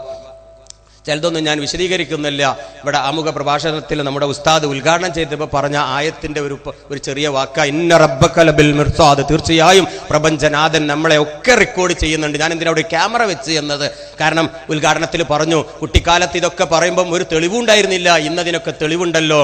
720 കോടി ജനങ്ങൾക്ക് ലോകത്തിട്ടോ 720 കോടി ജനങ്ങളുടെ കയ്യിൽ ഒരു മൊബൈൽ ഉണ്ടെന്ന് വെക്കുക. ഉദാഹരണം പറയണം, 500 കോടി ഉണ്ട് കേട്ടോ. മൊബൈൽ ഫോൺ അങ്ങോട്ട് കൊടുക്കുക, അവരൊക്കെ അങ്ങോട്ട് വിളിക്കന്നെ, പലയിടത്തും പല ഭാഗത്തേക്കും അങ്ങോട്ട് വിളിക്കന്നെ, വിളിച്ച് ചിലവര് ഫോൺ ചെയ്തിട്ടുണ്ട്, ചിലവര് ഇന്റർനെറ്റ്, ചിലവര് ഫേസ്ബുക്ക്, ചിലവര് അങ്ങോട്ടാക്കി ബെയ്ത്ത് വാങ്ങി വീഡിയോ കണ്ട് സിനിമ കണ്ട് ക്യാമറ എടുത്ത് എന്താ അങ്ങ് ചെയ്യന്നെ കേട്ടോ. ഒരു മാസം, ഒരു ഉദാഹരണം പറയാം, 30 ദിവസം അങ്ങ് എല്ലാം പോസ്റ്റ് പെയ്ഡ് കണക്ഷനായി ബില്ല് വരുന്ന മോഡൽ കണക്ഷൻ, അങ്ങനെ 2 കണക്ഷൻ ഉണ്ടല്ലോ. ഇപ്പോൾ ഉദാഹരണം പറയാം, മുഴുവൻ ഇങ്ങനത്തെ കണക്ഷൻ ആയിക്കോട്ടെ, പ്രീപെയ്ഡ് അല്ല, ബില്ല് വരുന്ന കണക്ഷൻ. അങ്ങ് വിളിച്ചുകൊണ്ട് ഒരു മാസം അങ്ങ് കഴിഞ്ഞപ്പോൾ ഈ മൊബൈൽ ഫോൺ എടുത്ത് കൂത്തി പൊട്ടിച്ച് അതിന്റെ മെമ്മറി കാർഡും ബാറ്ററി ഒക്കെ കരിച്ച് അറബിക്കടലിലൂടെ ഒഴുക്കി വിട്ട്. ഉദാഹരണം പറയാം, ഒരു പൊടി പോലും അവശേഷിക്കാതെ വിട്ടു. 1-ാം തീയതി ബില്ല് വരുമോ? എന്താ സംശയമല്ലേ? 1-ാം തീയതി പോസ്റ്റ്മാന് കൊണ്ടുവന്ന് തരും ഒരു കിതാബ്, അതിലുണ്ടാകും 2013 ജനുവരി 28-ാം തീയതി ഉച്ചക്ക് 12:36 അരവിന്ദൻ സുഗുണന് വിളിച്ച ₹1.65 നാനാ പൈസ പുള്ളി കൊത്ത് കോമ വിടാതെ SMS വരെ അടയാളപ്പെടുത്തിയ ഒരു കിതാബ് പോസ്റ്റ്മാനോട് കൊണ്ടുവന്ന് തരും. അതിൽ ഒന്നും വിട്ടുപോയിട്ടുണ്ടാവില്ല. മെമ്മറി കാർഡ് നശിപ്പിച്ചു, അവന്റെ എല്ലാം നശിപ്പിച്ച് കരിച്ച് വലിച്ചെറിഞ്ഞിട്ടും എവിടുന്നായി വിവരം കിട്ടിയത്? ഇന്ന് ഏറ്റവും നന്നായി ഉദാഹരണത്തിൽ നമുക്ക് പറഞ്ഞു കൊടുക്കട്ടോ. ഇത് പണ്ഡിതന്മാർ, ഞാനൊന്നല്ല, പണ്ഡിതന്മാർ പറഞ്ഞു കൊടുക്കണത്, ഞാൻ പറഞ്ഞിട്ടൊരു കാര്യമില്ല. ഏറ്റവും നല്ല ഉദാഹരണം, പുത്തൻ ഉദാഹരണം, ഈ തലമുറക്കുള്ള ഉദാഹരണം ഇതാണ്. എവിടുന്നേ ആ വിവരം വന്നത്? ആ വിവരമുള്ള കിതാബിൽ വള്ളിപ്പുള്ളി കുത്തുകോമയില്ലാതെ നമ്മുടെ ഓരോ ചലനങ്ങളും സംസാരിച്ച വാക്കുകൾ പോലും തിട്ടപ്പെടുത്തി വെക്കാൻ ഇന്ന് ആധുനിക സംവിധാനത്തിനുണ്ട്. ഏത് കോണിൽ നിന്ന് എവിടേക്കാ വിളിച്ചത്, എത്ര സമയാ വിളിച്ചത്, അത് എത്ര രൂപയായി, എവിടുത്തുകാരനാ വിളിച്ചത്, അമേരിക്കയിലെ ഏത് കോണിലേക്കാ വിളിച്ചത്, അവന്റെ ജോലി എന്ത്, അവന്റെ വിശേഷണങ്ങൾ എന്ത് എന്നുവരെ പ്രിന്റ് ചെയ്ത് അയക്കാനുള്ള സംവിധാനം ഇന്ന് ഭൂമിയിലുണ്ട്. ആ കിതാബ് വാങ്ങാതിരുന്നാൽ, പൈസ അടക്കാതിരുന്നാൽ പടച്ചോൻ തീയിലിടും. അല്ല, പോലീസ് പിടിച്ചു കൊണ്ടുപോയി അറസ്റ്റ് ചെയ്തും ജയിലിലടക്കും. ബില്ലടച്ചില്ലെങ്കിൽ, അങ്ങനെയല്ലേ നമ്മുടെ നാട്ടിൽ നടക്കുന്ന കാര്യമാണ്. വളരെ ഈസിയായി നമുക്ക് ഈ കാര്യങ്ങൾ ബന്ധിപ്പിച്ചു കൊടുക്കാം. ഇതുപോലത്തെ പുത്തൻ ഉദാഹരണങ്ങൾ പറഞ്ഞിട്ട് വേണം ഇന്നത്തെ ഈ തലമുറക്ക് ഒരു ബുദ്ധി വെക്കുക, അല്ലെങ്കിൽ അവർ ആ പഴഞ്ചനായിട്ട് നിൽക്കും. ഒരു എൻ്റെ വീട്ടിൽ നിന്ന് ഞാൻ പറഞ്ഞതാ, മുറ്റത്തെ മുല്ലക്ക് മണമില്ല മോനെന്തോ പറഞ്ഞ എന്നോട്. ഉടനെ ഞാൻ പറഞ്ഞു, മുറ്റത്തെ മുല്ലക്ക് മണമില്ല. ഉടനെ തന്നെ മോൻ മറുപടി പറയാ, നല്ലൊരു സ്പ്രേ വാങ്ങേണ്ട, അടിച്ചുടപ്പാങ്. എന്തെത്താ പറയാ അല്ലേ? ഉടനെ സാധനം മാറ്റിയിട്ട് പറഞ്ഞ്, മുറ്റത്തെ ടവറിന് സിഗ്നലില്ല, അത് ശരിയാവും എന്ന് പറഞ്ഞപ്പോൾ ഈ കുട്ടികൾക്ക് അതേ മനസ്സിലാവുള്ളൂ. ഇന്നത്തെ ഈ തലമുറയാണ്. അതുകൊണ്ട് പുത്തൻ ഉദാഹരണങ്ങൾ കൊണ്ടുവരണം. അതിൽ ഏറ്റവും നല്ല ഉദാഹരണങ്ങളാണ് ഇന്ന റബ്ബക ലബിൽ മിർസാദ്, തീർച്ചയായും പ്രപഞ്ചനാഥൻ നമ്മുടെ ഓരോ ചലനങ്ങളും അപ്പപ്പ തിട്ടപ്പെടുത്തി വെക്കുന്നുണ്ട്. ഞാൻ നടക്കുന്നതും ഇരിക്കുന്നതും സഞ്ചരിക്കുന്നതുമായ വാക്കുകൾ മുഴുവനും ഇന്ന് റെക്കോർഡ് ചെയ്തു വെക്കാനുള്ള ആധുനിക സംവിധാനം ഇന്ന് ഭൂമിയിൽ പല ഭാഗത്തും പല ടവറുകളായും പല കമ്പ്യൂട്ടറായും വിന്യസിച്ചിട്ടുണ്ട്. 18,000 കിലോമീറ്റർ മുകളിലെ സാറ്റലൈറ്റ് ഉപഗ്രഹത്തിൽ നിന്നും ഭൂമിയിലൂടെ നടക്കുന്ന മുഴുവൻ മനുഷ്യരെ ഏത് കോണിലേക്കാ പോകുന്നത്, എപ്പോഴാ ഇവർ ഉറങ്ങുന്നതെന്ന് വരെയുള്ള കാണാനുള്ള സംവിധാനമുണ്ട്. അതാണ് നിങ്ങൾ ഈ കാണുന്ന ക്യാമറ, സാറ്റലൈറ്റ് ക്യാമറ ഇപ്പൊ കാണുന്നത് ഒക്കെ ഉള്ളതാണ്. ഭൂമിയിൽ പ്രവർത്തിക്കുന്ന എത്രയെന്നറിയോ? 18,000 കിലോമീറ്റർ. ഒന്ന് അനാകാശം തന്നെയാണ് കേട്ടോ, രണ്ടാനാകാശം എത്തിയിട്ടില്ല, അവിടെ എത്തിയിട്ടില്ല മനുഷ്യൻ, ഒന്ന് തന്നെ. നാസയുടെ ബഹിരാകാശ ഗവേഷണ കേന്ദ്രത്തിലും അപ്പുറം, നാസയൊക്കെ കിടക്കുന്നത് ഏകദേശം ഒരു 10-40 കിലോമീറ്ററിന്റെ അപ്പുറം, അതിലും അപ്പുറം 100 കിലോമീറ്റർ മാക്സിമം നാസ വരുള്ളൂ. അതിലും 18,000 കിലോമീറ്ററിന് അപ്പുറത്ത് ഭൂമിയിലൂടെ സഞ്ചരിക്കുന്ന മുഴുവൻ ചരാചരങ്ങളെയും, ഉറുമ്പിനെ പോലും, അങ്ങനെ പറയാം, ഒരു ഉറുമ്പിന്റെ ജീവചരിത്രം വരെ ക്യാമറയിൽ ഒപ്പിയെടുക്കാൻ, അതിന്റെ തുമ്പിക്കൈയുടെ വണ്ണം എത്ര, അത് എത്ര വർഷം ജീവിക്കും, അത് എന്ത് ഭക്ഷണമാ കഴിക്കുന്നത്, അത് എപ്പോഴാ ഉറങ്ങുന്നത്, ഒരു എറുമ്പിന്റെ കാര്യം പറഞ്ഞു കേട്ടോ, അതുവരെ കറക്റ്റായി ഒപ്പിയെടുക്കാനുള്ള സാങ്കേതിക വിദ്യയിലാണ് നമ്മളൊക്കെ ഇന്ന് ജീവിക്കുന്നത്. എന്നിട്ടാണ് ഒരു മനുഷ്യൻ എവിടെയെങ്കിലും മിസ്സായാൽ, കാണാനില്ല എന്ന് പറഞ്ഞാൽ മൊബൈൽ ഫോണും ടവർ ഉപയോഗിച്ച് ആളെ കണ്ടെത്താം. കള്ളനെ പിടിക്കുന്നത് മൊബൈൽ കൂടിയാ, കൊലപാതകം കണ്ടുപിടിക്കുന്നത് മൊബൈൽ ഫോണിലാണ്. 664 പെൺകുട്ടികളെ കാണാനില്ലാഞ്ഞിട്ട് അവരെ തിരിച്ചു കൊണ്ടുവന്നതും മൊബൈൽ ഫോൺ കൂടിയാണ്. ഈ 664 ഒരു കുട്ടിയുടെ കഥ പറഞ്ഞു തരാൻ, ഒറ്റ ആളെ.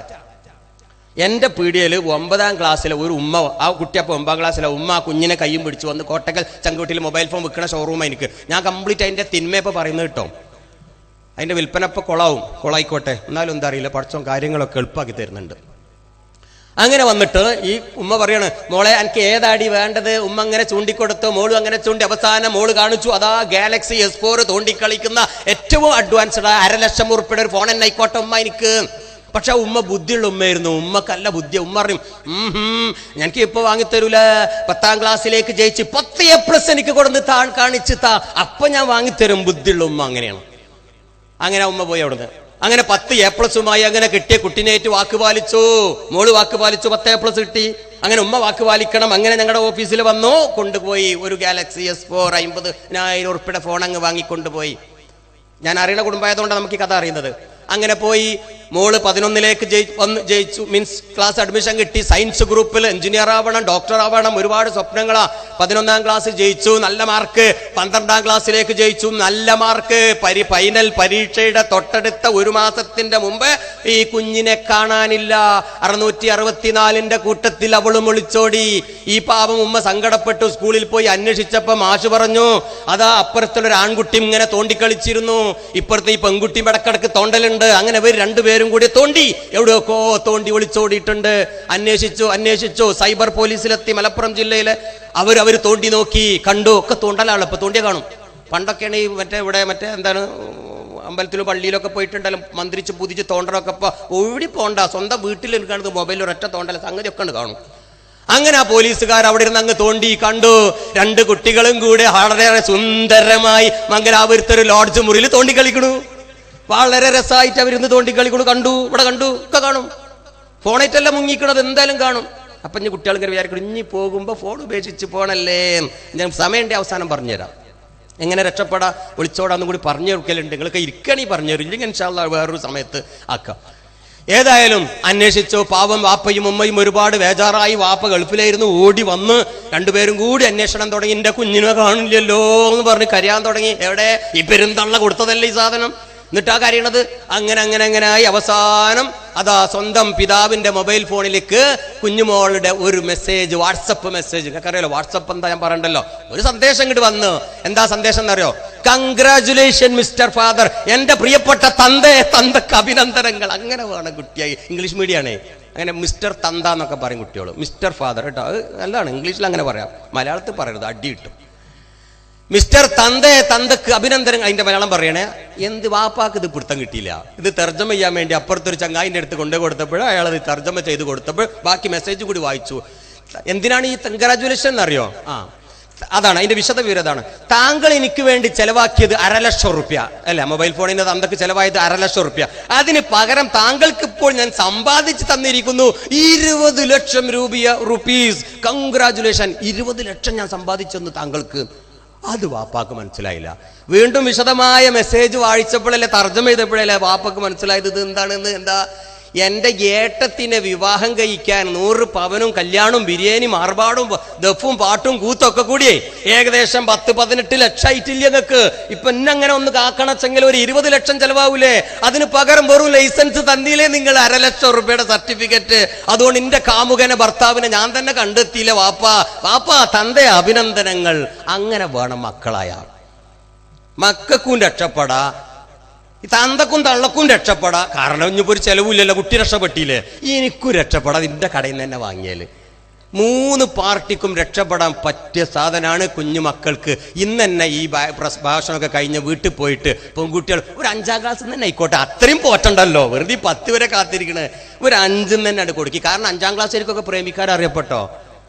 10 വയസ്സായ ഒരു കുട്ടി, ഞാനൊരു UP സ്കൂളിൽ ചെന്നപ്പോ അറിയണ്ട് തേങ്ങ എന്ത് ചോദിച്ചു, എന്നോട് മിണ്ടൂല എന്ന് പറഞ്ഞു. കാമുകനെ മിണ്ടില്ല, ഞാൻ മിണ്ടൂല, എന്നോട് മിണ്ടിയിലേക്ക് ഞാൻ ഉണ്ട്. അത്ര ഉണ്ടാവുള്ളൂ, എനിക്ക് വേറൊന്നും ഉണ്ടാവില്ല.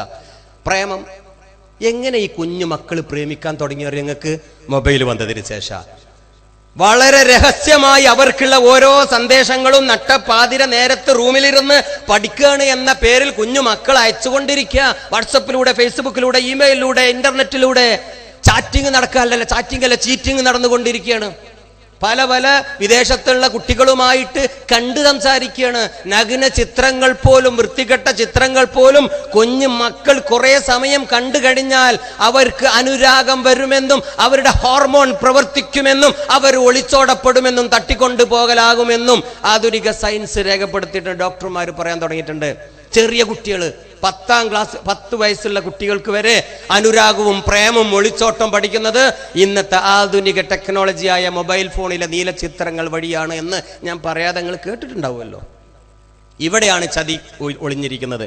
എൻ്റെ പ്രിയപ്പെട്ട ഉമ്മമാരോട് പറയാനുള്ളത്, കുഞ്ഞു കുട്ടികളാകുമ്പോൾ തന്നെ ഉമ്മമാരുടെ മൊബൈൽ ഫോൺ കുട്ടികൾക്ക് കളിക്കാൻ കൊടുത്ത് കുട്ടികളെ അഡിക്ഷൻ ആക്കുകയാണ്, അടിമപ്പെടുത്തുക. കുട്ടി ഒന്ന് കരഞ്ഞാൽ കൊടുക്കുമ്പോൾ ഉമ്മ ഒരു ഫോൺ എടുത്ത് എന്നാ മിണ്ടണ്ട മോളെ എന്നാ പിടിച്ച ഒരു ആൽബം, ഇന്നലെ ഇറങ്ങിയ ആൽബമാണ്, എനിക്ക് മറ്റോ അയച്ചു തന്നാണ്. എവിടെ അമ്മയുടെ വേറെ ഏതോ മറ്റോ അയച്ചു കൊടുത്തതായിരിക്കും, അത് ഈ മോക്ക് കൊണ്ട് കൊടുക്കും, എന്നാ വെച്ചവിടെ എനിക്ക് കാണാനും. അല്ലെങ്കിൽ സ്വന്തം കെട്ടിയോൻ തന്നെ ആയിരിക്കും അയച്ചു കൊടുത്തിട്ടുണ്ടാവുക. അത് ഈ കുട്ടിക്കാണ്ട് കൊടുക്കും. കുട്ടി ആ മ്യൂസിക്കൊക്കെ കേട്ട് അങ്ങനെ ഇരുന്ന് പിറ്റേ ദിവസം കുട്ടി കാര്യം വേറെ ആൽബല്ലേ അറിയാം, ഇപ്പൊ വായിച്ചു ഇപ്പൊ ശരിയാക്കി തരാറുണ്ട് വാട്സപ്പിൽ നിന്ന് ആൽബം. അങ്ങനെ ഡെയിലി കുട്ടിക്ക് ഇതാണ്ട് കൊടുത്തു കഴിഞ്ഞാൽ കുട്ടി എന്നേക്കുമായി അഡിക്ഷനായി, ലഹരിയായി, അടിമപ്പെട്ടു. അങ്ങനെ പ്രായപൂർത്തി 15ഉം 18ഉം എത്തിയാൽ ആ കുട്ടി പറയും ഉമ്മയോട് എനിക്ക് ഇനി ഉമ്മയുടെ വാടക ഫോൺ വേണ്ട, ഒറിജിനൽ തരി, ഇല്ലെങ്കിൽ ഞാൻ ഇപ്പൊ കിണറ്റ് ചാടും, അല്ലെങ്കിൽ ഞാനിപ്പോൾ ആത്മഹത്യ ചെയ്യും. അപ്പം അതാണ് വാങ്ങിച്ചു കൊടുക്കും. അങ്ങനെ എത്ര കുട്ടികൾക്ക് പറ്റിയിട്ടുണ്ട്. ഇത് ഞാനിങ്ങനെ പറയുന്ന കൃത്യമായ കണക്ക്, എൻ്റെ പീഡിയയിൽ വന്ന കണക്ക് തന്നെ ഈ പറയുന്നതൊക്കെ. എനിക്കിതിന് വിൽപ്പനയാണ്. ഒരിക്കലും വാങ്ങിക്കൊടുക്കരുത് ഉമ്മമാരെ എന്നല്ലേ ഞാൻ നേരത്തെ പറഞ്ഞത്. എൻ്റെ പീഡിയതല്ല, ഒരു പീഡിയെന്നും വാങ്ങിച്ചു കൊടുക്കരുത്. കുട്ടികളുടെ അല്പം സ്നേഹം ഉണ്ടെങ്കിൽ വാങ്ങിച്ചു കൊടുക്കരുത്. ഇല്ലേ ഇവരണ്ട് രക്ഷപ്പെട്ട് വണ്ടിയും വലിയും പണ്ടാരടക്കം പൊയ്ക്കോട്ടെ എന്നാണെങ്കിൽ നിങ്ങൾ വാങ്ങിച്ചു കൊടുത്തു, നിങ്ങൾക്ക് രക്ഷപ്പെടാം, എല്ലാവർക്കും രക്ഷപ്പെടാം. എത്ര വട്ടം ഇത് പറഞ്ഞു കൊടുക്കുന്നുണ്ട് ഈ രക്ഷിതാക്കളോട്. എന്താ പിന്നെ സ്നേഹിച്ച് ഈ കുട്ടികളെ എന്തിനെങ്ങനെ കൊല്ലണത്? ഇത് വിൽക്കുന്ന ആളല്ലേ ഈ പറയുന്നത്. ഒരു മുസ്താദ് പറഞ്ഞാൽ നിങ്ങൾ വിചാരിക്കും അദ്ദേഹം കുറെ കാലമായിക്കണ് പണ്ഡിതൻ പറയാൻ തുടങ്ങിയിട്ട് നമ്മളെ പേടിപ്പിക്കുകയാണ്, അതൊക്കെ വെറുതെ പറയണം. അല്ല, ഇത് വിൽക്കുന്ന ഇതിന്റെ ഒരു എഞ്ചിനീയർ തന്നെ പറയുന്നത്, കുഞ്ഞു മക്കൾക്ക് ഈ ഇത്തരം സാധനങ്ങൾ വാങ്ങിച്ചു കൊടുത്താൽ അവർ ലഹരിക്ക് അടിമപ്പെടും, അവർ ഒളിച്ചോടും, അവർ വലിയ ദുരന്തത്തിൽ പോയി ചാടും എന്നതിന് ഒരു സംശയമില്ല.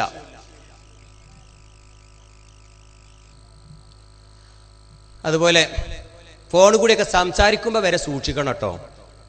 ഒക്കെ റെക്കോർഡ് ചെയ്യുന്നുണ്ട്, എല്ലാം തെളിവാണ്. ഇവിടെ ഓരോ ചലനവും റെക്കോർഡ് ചെയ്യുന്നുണ്ട്. ടവറിന്റെ കീഴിൽ ഒരു ഫോണിൽ നിങ്ങൾ സ്വകാര്യമായി പറയുമ്പോൾ സൂക്ഷിക്കുക, അതൊക്കെ ടാപ്പ് ചെയ്യുന്നുണ്ട്. ഇവിടെ പരിസരത്ത് ഒരു ടവർ, അതുപോലെ ഞങ്ങളെ കാണുന്ന മാറ്റം ഒരു കുന്ത്രാണ്ടം ഇവിടെ ഉണ്ടാവും, അതിന്റെ കീഴിൽ 1000 ആൾക്കാരുണ്ടാവും.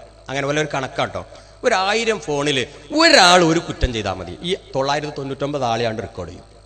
തെറ്റൊരാളെ ചെയ്തിട്ടുണ്ടാവുള്ളൂ. അതെന്തായാലും 1000 ഒരാൾ തെറ്റ് ചെയ്തുകൊണ്ടിരിക്കുന്നില്ലേ? 1000 കള്ളനുണ്ടല്ലോ, 1000 പെരിച്ചായി ഉണ്ടല്ലോ, 1000 പെണ്ണുപിടിയനുണ്ടല്ലോ, 1000 കൊലയാളി ഉണ്ടല്ലോ, 1000 ഉപദ്രവിക്കുന്ന ഒരാളുണ്ടല്ലോ, ഉണ്ടാവും ഉറപ്പാ. ഉണ്ടെങ്കിൽ അവനെ കേസ് കൊടുത്താൽ, ഇങ്ങനെ ഒരു കള്ളനുണ്ട് ഒരാളുണ്ടെന്ന് കേസ് കൊടുത്താൽ പോലീസുകാർ സൈബറൊക്കെ എന്ത് ചെയ്യാ, ഇത് കിട്ടാൻ എന്ത് ചെയ്യണം? ഏതാണ്ട് ഒരുക്കറിയില്ലല്ലോ, ഓരത് മുഴുവൻ പരിശോധിക്കും.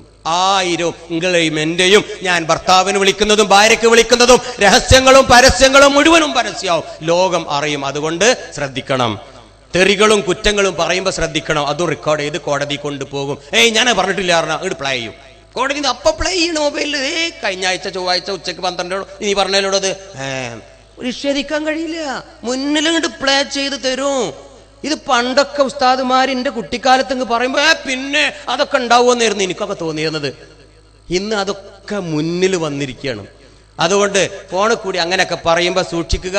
പ്രധാനമായും എനിക്ക് പറയാം, ഈ പറമ്പ് കച്ചവടക്കാരൊക്കെ ഉണ്ടാവും ഇവിടെ അല്ലേ, എൻ്റെ നാട്ടിലും ഉണ്ട്. പാവം കാരണവന്മാരാണ്, വല്ലാതൊന്നും ടെക്നോളജിയും കാര്യങ്ങളും അറിയില്ല. ഒരു പക്ഷെ നല്ല കച്ചവടം അറിയാം, പറമ്പ് ആണ്ട് കൊടുക്കലും ഇങ്ങോട്ട് കിടക്കലും.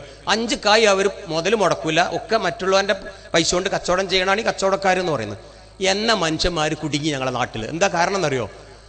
ആചാരെ എന്തേ എടാ, ഞാൻ എനിക്ക് തന്നത് ആ 1.5 ഏക്കർ തന്നത് എനിക്ക് 6.5 പെട്ടിക്കല്ലേ. പെട്ടി, വട്ടി, ചട്ടി, കൊട്ട, കെട്ട് ഒക്കെ ഒരുക്കറിയാട്ടോ. കോടി, ലക്ഷം അതൊക്കെ ഒരുക്കറിയാം. അതൊന്നും പൂത്തിട്ട് ഒരു കാര്യമില്ല. എന്നിട്ട് ഒരു പറ പെട്ടി, ഞാൻ 6.5 പെട്ടിക്ക, ഞാനിത് എണ്ണി നോക്കുമ്പോൾ 4.5 പെട്ടിയല്ലുള്ളൂ. 2 പെട്ടി എപ്പോൾ വരും? ആചാരെ നിങ്ങളത് വാങ്ങി വെക്കി, 2 പെട്ടി ഞാൻ നാളെ എത്തിച്ചോളാം. ആയിക്കോട്ടെ എന്നാ മോനെ, ആയിക്കോട്ടെ വെച്ച്. അവർക്ക് കിട്ടിയില്ലേ 4.5 കോടി ഉറുപ്പ്യ കള്ളപ്പണം ഇപ്പം ഇവിടെ ഉണ്ടെന്നും 2.5 കോടി നാളെ വരുന്നും. ഇത് കൊടുക്കുന്നത് ആരാ, വാങ്ങുന്നത് ആരാ, ഏതാ പറവൊക്കെ കിട്ടിയില്ല. നിങ്ങൾ ചക്ക്, ചട്ടി, കൊട്ട, വട്ടി, മണ്ണ് എന്തോ ഒരു കാര്യമില്ല. ഇത് മുഴുവൻ റെക്കോർഡാ. സാമ്പത്തിക കുറ്റകൃത്യത്തിൽ എവിടെങ്കിലും ഉണ്ടെങ്കിൽ ഓടി വന്നിട്ട് പിടിക്കുവട്ടോ. അതുകൊണ്ട് എൻ്റെ സഹോദരങ്ങളോടും പറയാനുള്ളത്, ഫോണിൽ കൂടി അങ്ങനെ പറയരുത്, തെളിവാണ് കേട്ടോ. അതുപോലെ നമ്മളെ ഫോണിലൊക്കെ എന്ത് നിങ്ങൾ ഫോണിലിട്ട് പോയിക്കോളി, അപ്പുറത്ത് കൂടി പോണ ഒരാൾക്ക് എടുക്കാൻ പറ്റും കേട്ടോ. ഒരാൾക്കും ഇതറിയില്ല. ഫോണിലുള്ള മുഴുവൻ സാധനങ്ങളും നിങ്ങളെ ഒരു ഫോണിലുള്ളത് ഞാൻ എടുത്തു തരാം.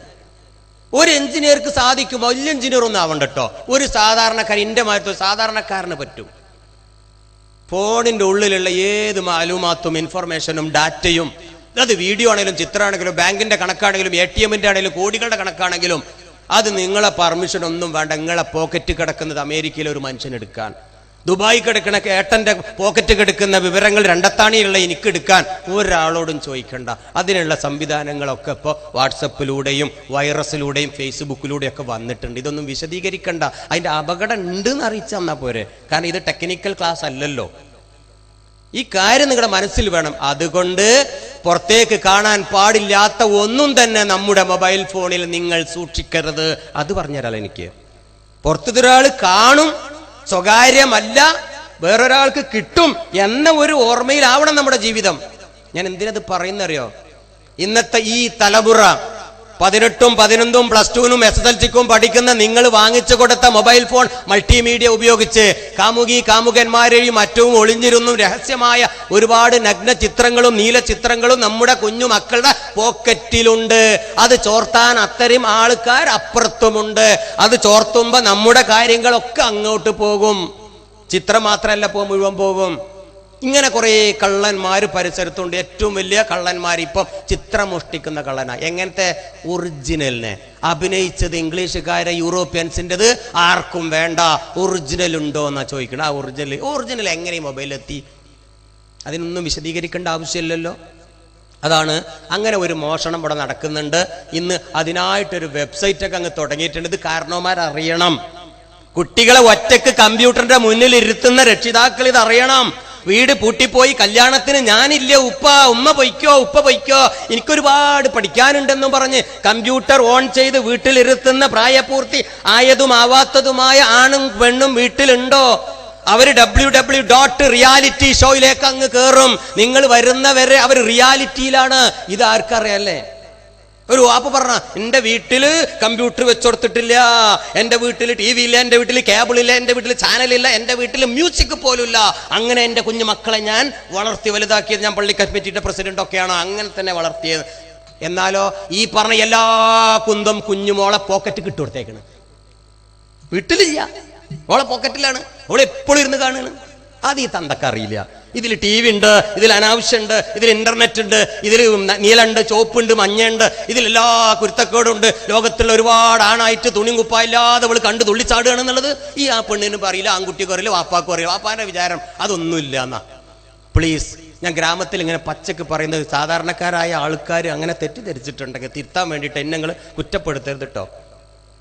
അതുകൊണ്ട് ഇനി കുട്ടികൾക്കത് വേണോ വേണ്ടേ ഒന്നും കൂടി ചിന്തിച്ചോളി. വേറൊന്ന്, ഇങ്ങനത്തെ നല്ല ചിത്രങ്ങളൊക്കെ ആയാൽ കേട്ടോ, പുറത്ത് കാണാൻ രസമുള്ള ഐറ്റംസ് 1 മിനിറ്റിൽ 1 കോടി കോപ്പികളായി പ്രചരിക്കും. ഇപ്പൊ എനിക്കൊന്നിട്ട് കിട്ടിയാൽ, ഞാൻ ഒന്നിന് ഞെക്കിയാൽ, എൻ്റെ ഒരു കുഞ്ഞു വിരലുകൊണ്ട് ഒന്നിന് ഞെക്കിയാൽ മതി, 1 കോടി ആളുടെ മുഖത്തേക്ക് അത് അങ്ങോട്ട് പോകും. അപ്പോഴാണ് ഞാൻ ഓർക്കുന്നത്, എൻ്റെ 3ാം ക്ലാസ്സിലെ മദ്രസയിൽ എൻ്റെ ഉസ്താദ് എനിക്ക് ചൊല്ലിത്തന്നു. എന്ത്? ഒരാളെപ്പറ്റി ഉള്ളതോ ഇല്ലാത്തതോ അവന് ഇഷ്ടമില്ലാത്തത് പറയലാണ് ഗീബത്ത്, പരദൂഷണം എന്ന്. അത് വൻ പാപമാണ്, വ്യഭിചാരത്തെക്കാൾ കുറ്റമാണെന്നും അത് ആ വ്യക്തിയോട് മാപ്പ് അപേക്ഷിച്ചല്ലാതെ പടച്ചവൻ പുറത്തു തരൂല എന്നും പറഞ്ഞതായിട്ട് ഓർമ്മയുണ്ടെങ്കിലും കേട്ടിട്ടുണ്ടോ? അതാണ് ഹജ്ജിന് മുമ്പൊക്കെ നമ്മൾ അങ്ങനെയൊക്കെ പുറത്തു തരണിട്ട് പറഞ്ഞു പോണത്. എന്നാ ഈ പാപം മൊബൈൽ ഫോൺ കിട്ടാലാ? അവിടെ ഒരു തെറ്റ് ചെയ്തവൻ, മലക്ക് നമ്മളെ തോളിൽ എഴുതി വെച്ചു, ഇതാ ഇവൻ ഒരു തെറ്റ് ചെയ്തവൻ എന്ന്. ഈ ഒരു തെറ്റ് മൊബൈൽ ഫോണിലിട്ടാലോ, വാട്സപ്പിലിട്ടാലോ, ഇന്റർനെറ്റിലിട്ടാലോ 1 കോടി. നമ്മളെ മലക്കിന് പണി കൂടി. 1 ചെയ്താൽ 1 കോടി എന്ന് എഴുതിയേക്കണം. അതിന് കമ്പ്യൂട്ടർ കോഴ്സിനൊന്നും മലക്കിഞ്ഞ് പോകണ്ട, അയാൾക്ക് കണക്കൊക്കെ അറിയാം. അപ്പൊ മൊബൈൽ ഫോണിലൂടെ വാട്സപ്പിലൂടെ നമുക്ക് പെട്ടെന്ന് നരകത്തിൽ പോകാം, വാട്സപ്പിലൂടെ മൊബൈൽ ഫോണിലൂടെ പെട്ടെന്ന് സ്വർഗത്തിലും പോകാം. പുതിയ പത്തുവകൾ വരുന്നല്ലേ. ഇത് ഇനി വേറെ പഠിക്കേണ്ട ഒരാവശ്യമില്ലല്ലോ. എന്താ ഇന്ന് നമ്മളത് ശ്രദ്ധിക്കാത്തത്? ഓരോ മൊബൈൽ ഫോൺ എടുത്തു നോക്കി ഇതുപോലത്തെ വൃത്തികേട് കുറേ ഉണ്ട്. എന്നാൽ ആ ഇട്ട സാധനം നിങ്ങൾക്ക് പിന്നെ തിരിച്ചു പിടിക്കാൻ കഴിയില്ല, അതൊന്നും മായ്ക്കാൻ പറ്റൂല. TV-യിലൂടെ വന്നതാണെങ്കിൽ നിങ്ങൾക്ക് വീണ്ടും പറയാം അത് അബദ്ധം പറ്റിപ്പോയതാണ്, മക്കളെ തിരുത്തിയേക്ക് പറഞ്ഞ കുറച്ച് ആൾക്കാരെ കേൾക്കും. ഇവിടെ 1 കോടി ആളുകളുടെ മുന്നിലേക്ക് അങ്ങ് പോയി. ഒരു വാക്ക് പറഞ്ഞാൽ ആ മനുഷ്യനെ പോയി മാപ്പ് ചോദിക്കാം. 1 കോടി ലോകത്തേക്ക് എവിടേക്കെങ്ങൾ പോയിട്ട് നമ്മൾ പോയി മാപ്പ് ചോദിക്കുക? ഒന്ന് ആലോചിച്ച് നോക്കുക. ഞാൻ എൻ്റെ മനസ്സിൽ നിന്ന് ആലോചിച്ച കുറെ കാര്യങ്ങളാണ്. 1 കോടി പാപങ്ങളാണ് 1 മിനിറ്റ് കൊണ്ട്. അതാണ് ഞാൻ പണ്ഡിതന്മാർ പറഞ്ഞ് ആ മസല വെച്ച് ജാരിയായ സദഖ എന്ന് പറഞ്ഞാൽ എൻ്റെ അടുത്ത് ഇതാ പറയാനുള്ളത്, വാട്സപ്പിൽ ഇടുക. നന്മയായാലും തിന്മയായാലും. നന്മട്ടാലോ എങ്ങനെ മൊബൈൽ ഫോണിലേക്ക് അങ്ങനെ ഒരു പിക്ചർ ഇട്ടാൽ ഞാൻ മരിച്ചാലും എൻ്റെ മക്കൾക്ക് കിട്ടും, മക്കൾ മരിച്ചാൽ മക്കളെ മക്കൾക്ക് താബിയോ അങ്ങനെ പോയി പോയി പോയി ഖിയാമത്ത് നാൾ വരെ ആ പിക്ചർ, ആ വൃത്തികെട്ട സാധനങ്ങൾ ലോകത്തുള്ള കോടാനുകോടി മനുഷ്യരിലൂടെ ഒഴുകിക്കൊണ്ടേയിരിക്കുക. അതിന്റെ പ്രതിഫലം എൻ്റെ ഖബറിലേക്ക് വന്നുകൊണ്ടേയിരിക്കും. അതിന്റെ പേരാണ് ജാരിയായ സദഖ. നന്മ ചെയ്താൽ നന്മ വരും, തിന്മ ചെയ്താൽ തിന്മ വരും. ആവശ്യമില്ലല്ലോ. ഏറ്റവും നല്ല ഉദാഹരണമാണിത്. ഒരു വഴി വെട്ടിക്കൊടുക്കുക, വെള്ളം കുടിക്കാൻ ഒരു കിണർ കളച്ചു കൊടുക്കുക എന്നൊക്കെ പറഞ്ഞേക്കാളും ഏറ്റവും നല്ല ഉദാഹരണം വാട്സപ്പിൽ ഇടുക എന്ന് പറഞ്ഞു കൊടുക്കി, ഇന്റർനെറ്റിൽ ഇടുക എന്ന് പറഞ്ഞു കൊടുക്കി. ഇനി സാധനം മാറ്റണം കേട്ടോ. അതാണ് ഏറ്റവും വലിയ ഉദാഹരണമാണ് പറയുന്നത്. എന്നാൽ അടുത്ത ഈ ഗ്രാമത്തിൽ സംഭവിച്ചത് കൂടി അങ്ങ് പറഞ്ഞാൽ, ഓരോ സംഭവം പറയുമ്പോഴാണ് ആ കഥയും കൂടി അങ്ങ് ഓർക്കതിന് വേണ്ടിയിട്ടാണ്. എപ്പോഴൊപ്പം നിർത്തണമെങ്കിൽ ഇപ്പം നിർത്തങ്ങൾ പറഞ്ഞോളിട്ടോ. ഇപ്പം ഞാൻ പറഞ്ഞ മാതിരി 9:25 ആയി. പറഞ്ഞ 30 നിർത്തേണ്ടതാണ്. 5 മിനിറ്റുള്ളൂ എനിക്ക് സമയം. ഞാൻ മനസ്സിൽ കുറച്ചപ്പോൾ സമയം. എന്നോട് ആരും ഒന്നും പറഞ്ഞില്ല. ഒരു 10 കൂടി പോവല്ലേ നിങ്ങളെ താല്പര്യം. കാരണം വീട്ടിൽ പോണേ 10 വരെ പോകണമെന്നാ കാരണം അവർ പറഞ്ഞു. എപ്പോൾ പറഞ്ഞോളൂ ഞാൻ നിർത്തിക്കോളാം കേട്ടോ. എനിക്ക് അങ്ങനെ പ്രത്യേകിച്ച് സമയവും കണക്കും ഒന്നുമില്ല. ഒറ്റ ആളെ മുമ്പിൽ ക്ലാസ് എടുത്ത ആളാണ് ഞാൻ. ഒരാളിൻ്റെ മുമ്പിൽ ഇരിക്കണം. അത് സൗണ്ട് ഓപ്പറേറ്റർ ആയിരുന്നു, ബാക്കിയൊക്കെ പോയി. അപ്പം അത് പ്രശ്നമൊന്നുമില്ല എനിക്ക്. കാരണം എൻ്റെ നെയ്യത്ത് 1000 ആയിരുന്നു. അതിൻ്റെ കൂലി പടച്ചോന്ന് ഞാൻ രണ്ടത്താണിയിൽ നിന്ന് 55 കിലോമീറ്റർ കാർ ഓടിച്ചാണ് വരുന്നത്. എന്തായാലും അതിനുള്ള പ്രതിഫലം പടച്ച റബ്ബ് തരും. എൻ്റെ ഉപ്പയുടെ വലിയൊരു സ്വപ്നമായിരുന്നു. ഒരു തലീക്കെട്ടും ഒരു തൊപ്പിയും ധരിച്ച് എന്നെയും ഒരു പള്ളി ദർസിൽ ഏൽപ്പിച്ചു. പക്ഷേ 4 ദിവസമേ ഉസ്താദിൻ്റെ മുന്നിൽ ഇരുന്നുള്ളൂ. ഞാൻ പടച്ചോന്നെ വേറെന്തോ കണ്ടിട്ടുണ്ടാകും. ഞാൻ എൻ്റെ കയറ് പറയണം. അതുകൊണ്ടായിരിക്കാം ഞാൻ ഇന്നിവിടെ വന്ന് നിൽക്കുന്നത്. അതുകൊണ്ട് എൻ്റെ പ്രിയപ്പെട്ട ഉപ്പാക്ക് വലിയ ഒരു ആലിമാക്കണം, ഒരു ഉസ്താദാക്കണം എന്നുള്ള വലിയ ആഗ്രഹം ഉണ്ടായിരുന്നു. പക്ഷേ അത് ഈ കോലത്തിലാണ് പറയുന്നത് മാത്രം. അൽഹംദുലില്ലാഹ് എൻ്റെ ഉപ്പ സന്തോഷിച്ച് ചിരിക്കുന്നുണ്ടാവും. ഇപ്പോൾ ഖബറിൽ കടന്നിട്ട് അവിടുന്ന് പൊട്ടിച്ചിരിക്കുന്നുണ്ടാവും. ഇതിൻ്റെ പ്രതിഫലം പടച്ച റബ്ബൻ്റെ ഉപ്പാൻ്റെ ഖബറിലേക്ക് എത്തിച്ചു കൊടുക്കട്ടെ. അതല്ലേ നമുക്കിനി ബാക്കിയുള്ളൂ. ഉമ്മാക്കും ബാപ്പാക്കും ചെയ്യാൻ അത്രയല്ലേ ഉണ്ടാവുള്ളൂ. അപ്പോൾ ഇതുപോലെ ഒരു ക്ലാസ്സൊക്കെ കഴിഞ്ഞ് ഈ പാവം പുറത്തേക്ക് അങ്ങോട്ട് ഇറങ്ങിയപ്പോൾ ഒരു സഹോദരൻ അങ്ങോട്ട് കൈ പിടിച്ചൊരു സൈഡിൽ കണ്ട് കൊണ്ടുപോയി. എന്നോട് ചോദിച്ചു, നിങ്ങൾ അറിഞ്ഞില്ലേ ആ ദുരന്തം ഇവിടെയാണല്ലോ? മോനെ ഒന്ന് പറഞ്ഞു കൊണ്ടാന്ന് ഞാൻ കേട്ടിട്ടുണ്ട്, ഒന്നും കൂടി പറഞ്ഞു കൊണ്ടാന്ന് പറഞ്ഞ ആ സഹോദരൻ നേരേക്കും ആ ഗ്രാമത്തിൽ നിന്നുകൊണ്ട് ദുരന്തം നടന്ന ഭൂമിയിൽ നിന്ന് പറഞ്ഞതായി പറയുന്നത്. അയാൾ പറയാ, അയാൾ എന്നെ ആ മനുഷ്യൻ പേരൊന്നും ഇവിടെ പറയില്ല, ഗ്രാമം പറയില്ല, ഒരു മനുഷ്യൻ അങ്ങനെ കൂട്ട. ആ സഹോദരൻ ഗൾഫിലായിരുന്നു. 10 കൊല്ലമായി ഗൾഫിൽ ജോലി ചെയ്യുന്നു. എല്ലാ വർഷവും അയാൾ നാട്ടിലേക്ക് വരും. സുമുഖനും സുന്ദരനുമായൊരു ചെറുപ്പക്കാരൻ, ഉപ്പ ഉമ്മ, നല്ല ദീനീ ബോധമുള്ള നല്ല കുടുംബം, സാമ്പത്തികമായും വിദ്യാഭ്യാസപരമായും ഉയർന്ന തൻ്റെ ഇടമുള്ള ഒരു യുവാവ്. അദ്ദേഹത്തിന് പെണ്ണ് കെട്ടണം. 10-25 വയസ്സ് കഴിഞ്ഞു. അവസാനം ഒരു പെൺകുട്ടിയെ ഇഷ്ടായി. പല കുട്ടിയെയും പോയി നോക്കി. അവസാനം 9ാമത്തെ വരയിൽ ആ കുട്ടിയെ ഇഷ്ടായി. വിവാഹം കഴിഞ്ഞു. അവരൊരുമിച്ച് ജീവിക്കാൻ തുടങ്ങി. 1 മാസം ലീവുണ്ട്. അവരിങ്ങനെ പോകുന്നതും വരുന്നതും കണ്ടപ്പോൾ അയൽവാസികൾ പറയാൻ തുടങ്ങി, എന്തൊരു ചാർച്ച, എന്തൊരു ജോഡി, ആ ഉപ്പയുടെ ഭാഗ്യം, ആ ഉമ്മയുടെ ഭാഗ്യം തന്നെ. ദീനിയായ കുട്ടി, അന്തസ്സും മര്യാദക്കും ജീവിക്കുന്ന നല്ലൊരു കുടുംബം, ഒരു റോൾ മോഡൽ എന്നൊക്കെ പറഞ്ഞിരുന്നത്. പക്ഷേ 30 ദിവസം അവർ ഒരുമിച്ച് ജീവിച്ചു. അങ്ങനെ വരൻ സഹോദരൻ ഗൾഫിലേക്ക് പോകുന്ന സമയത്ത് ഭാര്യയോട് പറഞ്ഞു, എന്നെ നിനക്ക് കാണണമെങ്കിൽ നമുക്കിനി ഒരുമിച്ച് കാണാൻ മറ്റു മാർഗങ്ങളൊന്നുമില്ല, തുറക്ക് എന്റെ മൊബൈൽ ഫോൺ. തുറന്നു. 2 പേരെ മൊബൈൽ ഫോണും തുറന്നു പിടിച്ചു. പലതും അവർ കാണിച്ചു. പല ചിത്രങ്ങളും അദ്ദേഹം പകർത്തി. അതുമായി പോയി നേരെ ഗൾഫിലേക്ക്. എന്തിന്? അവിടെ നിന്ന് ഓടുന്നൊന്ന് കാണാൻ, എപ്പോഴെങ്കിലും തോന്നുമ്പോൾ ഒന്ന് നോക്കാൻ. കുപ്പായം തുണിമുള്ളതും ഇല്ലാത്തതുമായ പല ചിത്രങ്ങളും അവരങ്ങ് പകർത്തി വിദേശത്തേക്ക് അങ്ങ് കൊണ്ടുപോയി നിൽക്കുന്ന സമയത്ത് അതാ തന്റെ സുഹൃത്തുക്കൾ ആ വീട്ടിലേക്ക്, ആ റൂമിലേക്ക് കയറി വരിക. എന്നിട്ട് ചോദിച്ചു, എവിടെ നിന്റെ ഭാര്യ കൊടുത്തുവിട്ട സമ്മാനം? എവിടെ ലൗഡി, എവിടെ ജിലേബി, എവിടെ കല്യാണ പാർട്ടി? എനിക്ക് കിട്ടിയിട്ടില്ല മോനെ. എടാ പെട്ടിയിലുണ്ട്, എല്ലാം ഞാൻ തരാം, ഞാനൊന്ന് കുളിക്കട്ടെ എന്നും പറഞ്ഞ് ആ സഹോദരങ്ങൾ ആ സിറ്റ് ഔട്ടിൽ തന്നെ ഇരുന്ന് ഇവൻ ബാത്റൂമിൽ കയറി കുളിച്ചുകൊണ്ടിരിക്കുമ്പം ആ സഹോദരൻ കുളിക്കാൻ കയറുമ്പോൾ മൊബൈൽ ഫോൺ എവിടെ വെക്കല്? ടേബിളിൽ അവിടെ വെച്ചു. ഒരു നിമിഷ നേരത്തെ അശ്രദ്ധ ടേബിളിൽ അവിടെ വെച്ചു. തന്റെ സുഹൃത്തുക്കൾ ഓരോന്നായി അതിന്റെ മെനുവിലൂടെ കടന്നു ചെന്ന് ഓരോ ചിത്രവും കണ്ട് ഞെട്ടിത്തെരിച്ചു, പരസ്പരം അങ്ങ് ഷെയർ ചെയ്തു. പെൺകുട്ടിയെ മുഖം അവർക്ക് തിരിച്ചറിയില്ല, ഭാര്യയാണെന്നറിയില്ല. ഇവനെ മനസ്സിലായി ഏതോ പെൺകുട്ടിയാണെന്ന് തെറ്റിദ്ധരിച്ച് അവർ ആ ചിത്രങ്ങൾ അങ്ങ് ഷെയർ ചെയ്തു. നല്ല റിയാലിറ്റി ഷോ ഇതുപോലെ ഷെയർ ചെയ്താൽ 1 മിനിറ്റിനുള്ളിൽ 1 കോടി കോപ്പികളാകുമെന്ന് ഇപ്പൊ നമ്മൾ പഠിച്ചിരിക്കുകയാണ്. അതും ഇവിടെ സംഭവിച്ചു. ഒന്നും അറിയാതെ തല തുടച്ചുകൊണ്ട് സഹോദരൻ പുറത്തേക്ക് വരുന്ന സമയത്ത് മൊബൈൽ ഫോൺ ബെല്ലടിക്കുന്നു. ഓടി വന്ന മൊബൈൽ ഫോൺ അങ്ങ് ചെവിയിൽ വെച്ച സമയത്ത് അതാ നാട്ടിൽ നിന്നും ഈ പെൺകുട്ടിയുടെ ഭാര്യയുടെ ആങ്ങള, ബ്രദർ ഇൻ ലോ, അളിയനാണ് വിളിക്കുന്നത്. അളിയാ, താനി എന്ത് മണ്ടത്തരമാടോ ഈ ചെയ്യുന്നത്? എന്റെ കുഞ്ഞു പങ്ങളുടെ നീല ചിത്രങ്ങൾ നീ എന്താണ് ഈ ചെയ്യുന്നത്? എനിക്കൊരു സുഹൃത്താണ് ഇത് അയച്ചു തന്നത്, നിനക്ക് ഭ്രാന്താണടാ, നീ എന്താണ് വിചാരിച്ചതെന്ന് പറഞ്ഞപ്പം ഇവന്റെ സമനില തെറ്റി. ഇവൻ വാവിട്ട് കരഞ്ഞു, നാവുകൾ അടറിപ്പോയി. ഒന്നും ചലിക്കാൻ പറ്റാത്ത അവസ്ഥയിൽ നിൽക്കുമ്പം ഈ ഒപ്പമിരുന്ന സുഹൃത്തുക്കൾ ചോദിച്ചു, ആരാ വീട്ടിൽ നിന്ന് വിളിച്ചത്? ആരാ മരണപ്പെട്ടത്? സഹോദര, നീ സമാധാനപ്പെട്, നമുക്കതിന് വഴിയുണ്ടാക്കാം. ഒരു മരണ വാർത്ത കേട്ടതിനേക്കാളും സീരിയസ്. മിണ്ടാൻ പറ്റിയില്ല. അങ്ങനെ അവസാനം അങ്ങ് ഇരുന്ന് കൈയിങ്ങനെ വറക്കായിരുന്നത്രേ. ആ സമയത്ത് അത വരുന്നു രണ്ടാമത്തെ കോൾ. പ്രിയപ്പെട്ട ഉപ്പയുടെ കോളാ. ഇവന്റെ ഉപ്പയുടെ കോള്. ഉപ്പാന്റെ കോൾ അങ്ങ് ചെവിയിൽ വെച്ച് വറക്കുന്ന കൈകളോടെ ചെവിയിൽ വെച്ചപ്പം പ്രിയപ്പെട്ട പിതാവ് നാട്ടിലെന്ന് പറഞ്ഞത്, മോനെ, ഇന്ന് കാലത്ത് 8 മണിക്ക് നിന്റെ പ്രിയപ്പെട്ട ഭാര്യ ഇതാ ഫാനിൽ കെട്ടിത്തൂങ്ങി മരിച്ചിരിക്കുന്നു. അവളുടെ ഫോണിലേക്ക് ഏതോ ഒരു ചിത്രം വന്നുവത്രേ. നീ വന്നല്ലാതെ ഈ മയ്യത്ത് താഴെ ഇറക്കൂല എന്ന് പോലീസുകാർ പറഞ്ഞിരിക്കുന്നു. മോനെ, നിനക്ക് വരാൻ കഴിയോടാ? ഇത് കേട്ടവുടനെ ഒരു ഭ്രാന്തനെ പോലെ ആ സഹോദരൻ ആ വീട് വിട്ടൊരു ഓട്ടമാ. നാഷണൽ ഹൈവേ, അവിടുത്തെ ഗൾഫിലെ ഹൈവേ റോഡ് അങ്ങ് ക്രോസ് ചെയ്യുന്ന സമയത്ത് അത് വരുന്നു ഒരു കാറ്. ഒരു പൊട്ടലും ഒരു തലയോട്ടി ഉരുണ്ടു പോകുന്ന ശബ്ദവുമാണ് തൊട്ടടിയിരിക്കുന്ന സഹോദരങ്ങൾ കണ്ടത്. എന്താ സംഭവിച്ചതെന്ന് ആർക്കും ഒന്നും അറിയില്ല. നാട്ടിൽ ഒരു മരണം, അവിടെ ഗൾഫിൽ ഒരു മരണം. ഞാൻ ചോദിക്കട്ടെ, ഈ സഹോദരത്തിന് വിവരമില്ലാത്തത് കൊണ്ടാണോ, ബുദ്ധിയില്ലാത്തത് കൊണ്ടാണോ, ആ പെൺകുട്ടിക്ക് അറിവില്ലാത്തത് കൊണ്ട് സംഭവിച്ചതാണോ? അല്ല, ഒരു നിമിഷ നേരത്തെ അശ്രദ്ധ. അതുകൊണ്ട് എന്റെ സഹോദരിമാരോട്, എന്റെ കല്യാണം കഴിച്ച് ഈ ഇന്നത്തെ യുവതലമുറയോട് എനിക്ക് പറയാനുള്ളത്, മൊബൈൽ ഫോണിൽ കൊണ്ട് നിങ്ങൾ ഇതുപോലത്തെ ചെയ്തികൾ ചെയ്യില്ല. പടച്ച റബ്ബ് ഭൂമിയിൽ തന്നെ ശിക്ഷ തരുമെന്ന് പറഞ്ഞു കേട്ടിട്ടുണ്ട്. നാം ചെയ്യുന്നതിന്റെ പ്രതിഫലം ഒരു പക്ഷേ റബ്ബ് ഭൂമിയിൽ തന്നെ ജീവിച്ചിരിക്കുമ്പോൾ തന്നെ പരീക്ഷിക്കുമെന്ന് കേട്ടിട്ടുണ്ട്. അതായിരിക്കും ഇത്. പാവം 4-5 കൊല്ലം കഴിഞ്ഞു. ആ മാതാവും പിതാവും ഇന്നും കണ്ണീരോടെ വീട്ടിൽ കാത്തിരിക്കുക. എന്റെ പ്രിയപ്പെട്ട മകനൊരു പോറൽ പോലും ഏൽക്കരുത് നാഥാ, എന്റെ കുഞ്ഞ് ഇന്ന് വരും നാളെ വരും. അറിയിച്ചിട്ടില്ലത്രേ, അറിയിച്ചിട്ടില്ല. ഇന്ന് വരും നാളെ വരും എന്നും പറഞ്ഞ് സമനില തെറ്റിക്കൊണ്ട് ആ പാവം ഉപ്പയും ഉമ്മയും ഇന്ന് വീട്ടിലിരിക്കുക. അതുകൊണ്ട് ഈ ഒരു ദുരന്തം എന്റെ പ്രിയപ്പെട്ട കുടുംബ സദസ്സിൽ ഒരാർക്കും ഉണ്ടാകരുത്. അതിനു വേണ്ടിയിട്ടായി എളിയവൻ ഇങ്ങനെ വാവിട്ട് കരഞ്ഞു പറയുന്നത്. മൊബൈൽ ഫോണിന്റെ ദുരന്തം ഇവിടം കൊണ്ട് അവസാനിക്കുന്നില്ല.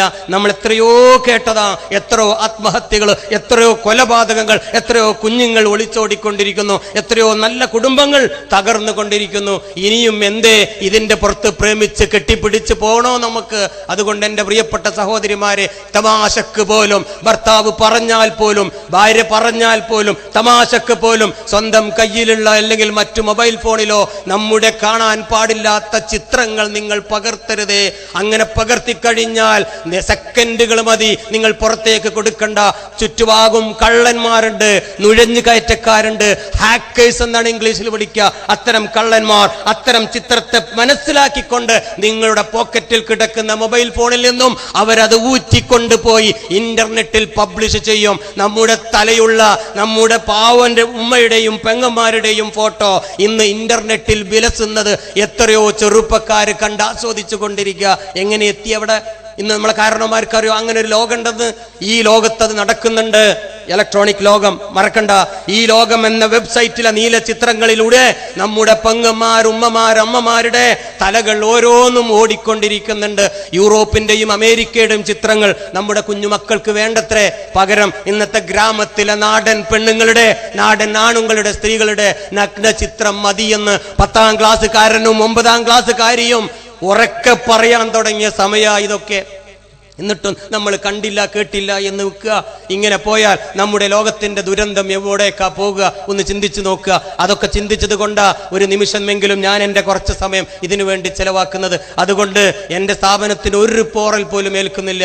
എനിക്കിതിൻ്റെ കച്ചവടമാ പണി, ഇതെനിക്ക് എൻ്റെ റിപ്പയറാ പണി. ഒരുപാട് ആയിരക്കണക്കിന് ആളുകൾ ഇന്ന് റിപ്പയർ ചെയ്യുക. ആ റിപ്പയർ ചെയ്യുന്ന നല്ല മനസ്സിന്റെ ഉടമകളാ എനിക്കിതൊക്കെ പറഞ്ഞു തരുന്നത്. ഇന്നലെ കിട്ടിയ ചിത്രം, മിനിഞ്ഞാന്ന് കിട്ടിയ ചിത്രം, അതോടൊപ്പം ഇപ്പതാ വേറൊരു വണ്ടിയും വലിയ വന്നിട്ടുണ്ട്, പറഞ്ഞുതരാം.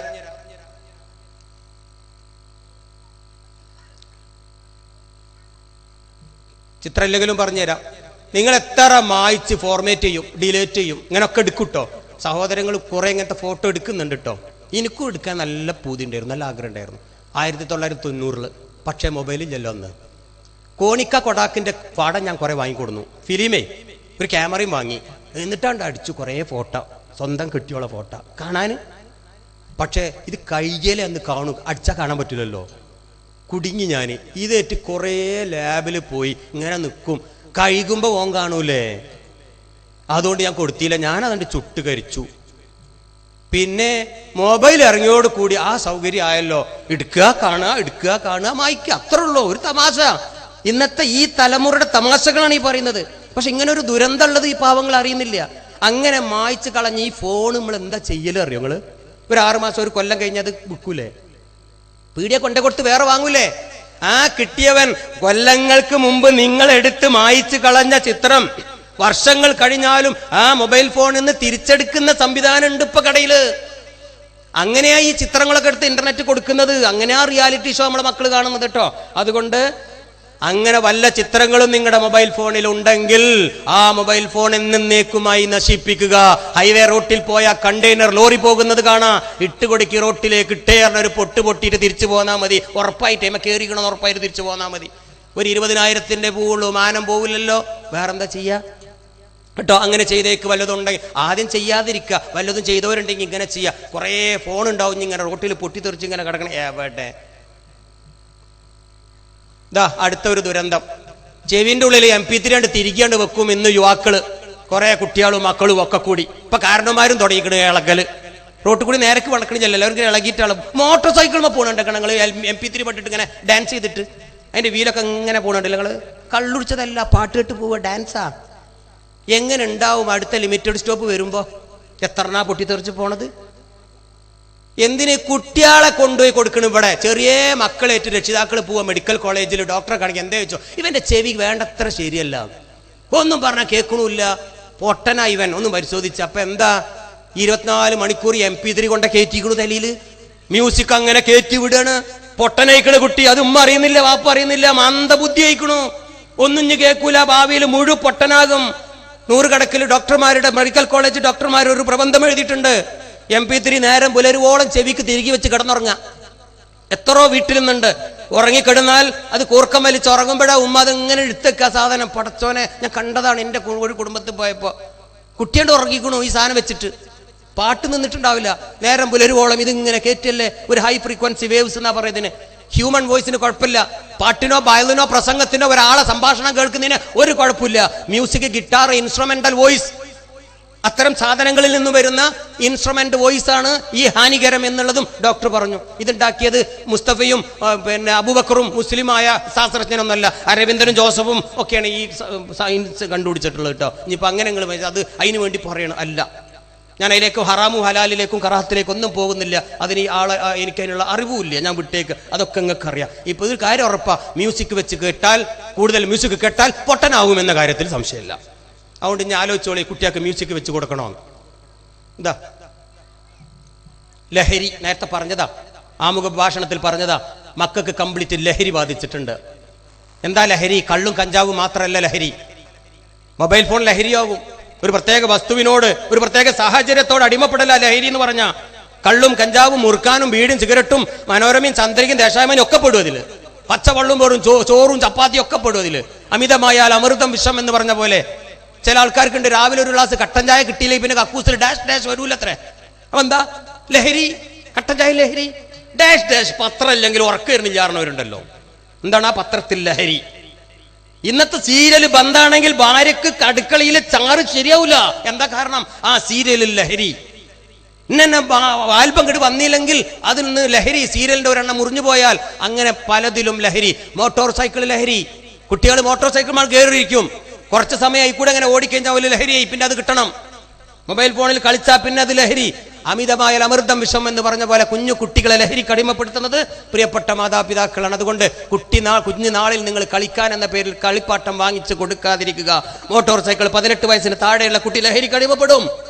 അങ്ങനെ ആ ലഹരി കടിമപ്പെട്ടാൽ ആ കുട്ടി പിന്നെ അതിന്റെ പുറത്ത് ഇറങ്ങില്ല, അള്ളി പിടിച്ച് അവിടെ ഇരിക്കും. പിന്നെ കറക്കം കംപ്ലീറ്റ് ബൈക്കിന്റെ പുറത്താ. അങ്ങനെ അമിത ലഹരിയിൽ അവനും മരണപ്പെടും. മൊബൈൽ ഫോണിൽ തോണ്ടി തോണ്ടി അവനും അവളും ഒളിച്ചോടും. ഒക്കെ ലഹരിയാണ്, അപകടമാ. ആ ലഹരിയാണ് ഇവിടെ പറയുന്നത്. ഇതാ വേറൊന്ന് 4 എണ്ണം പോകണ്ടില്ല നിങ്ങള്.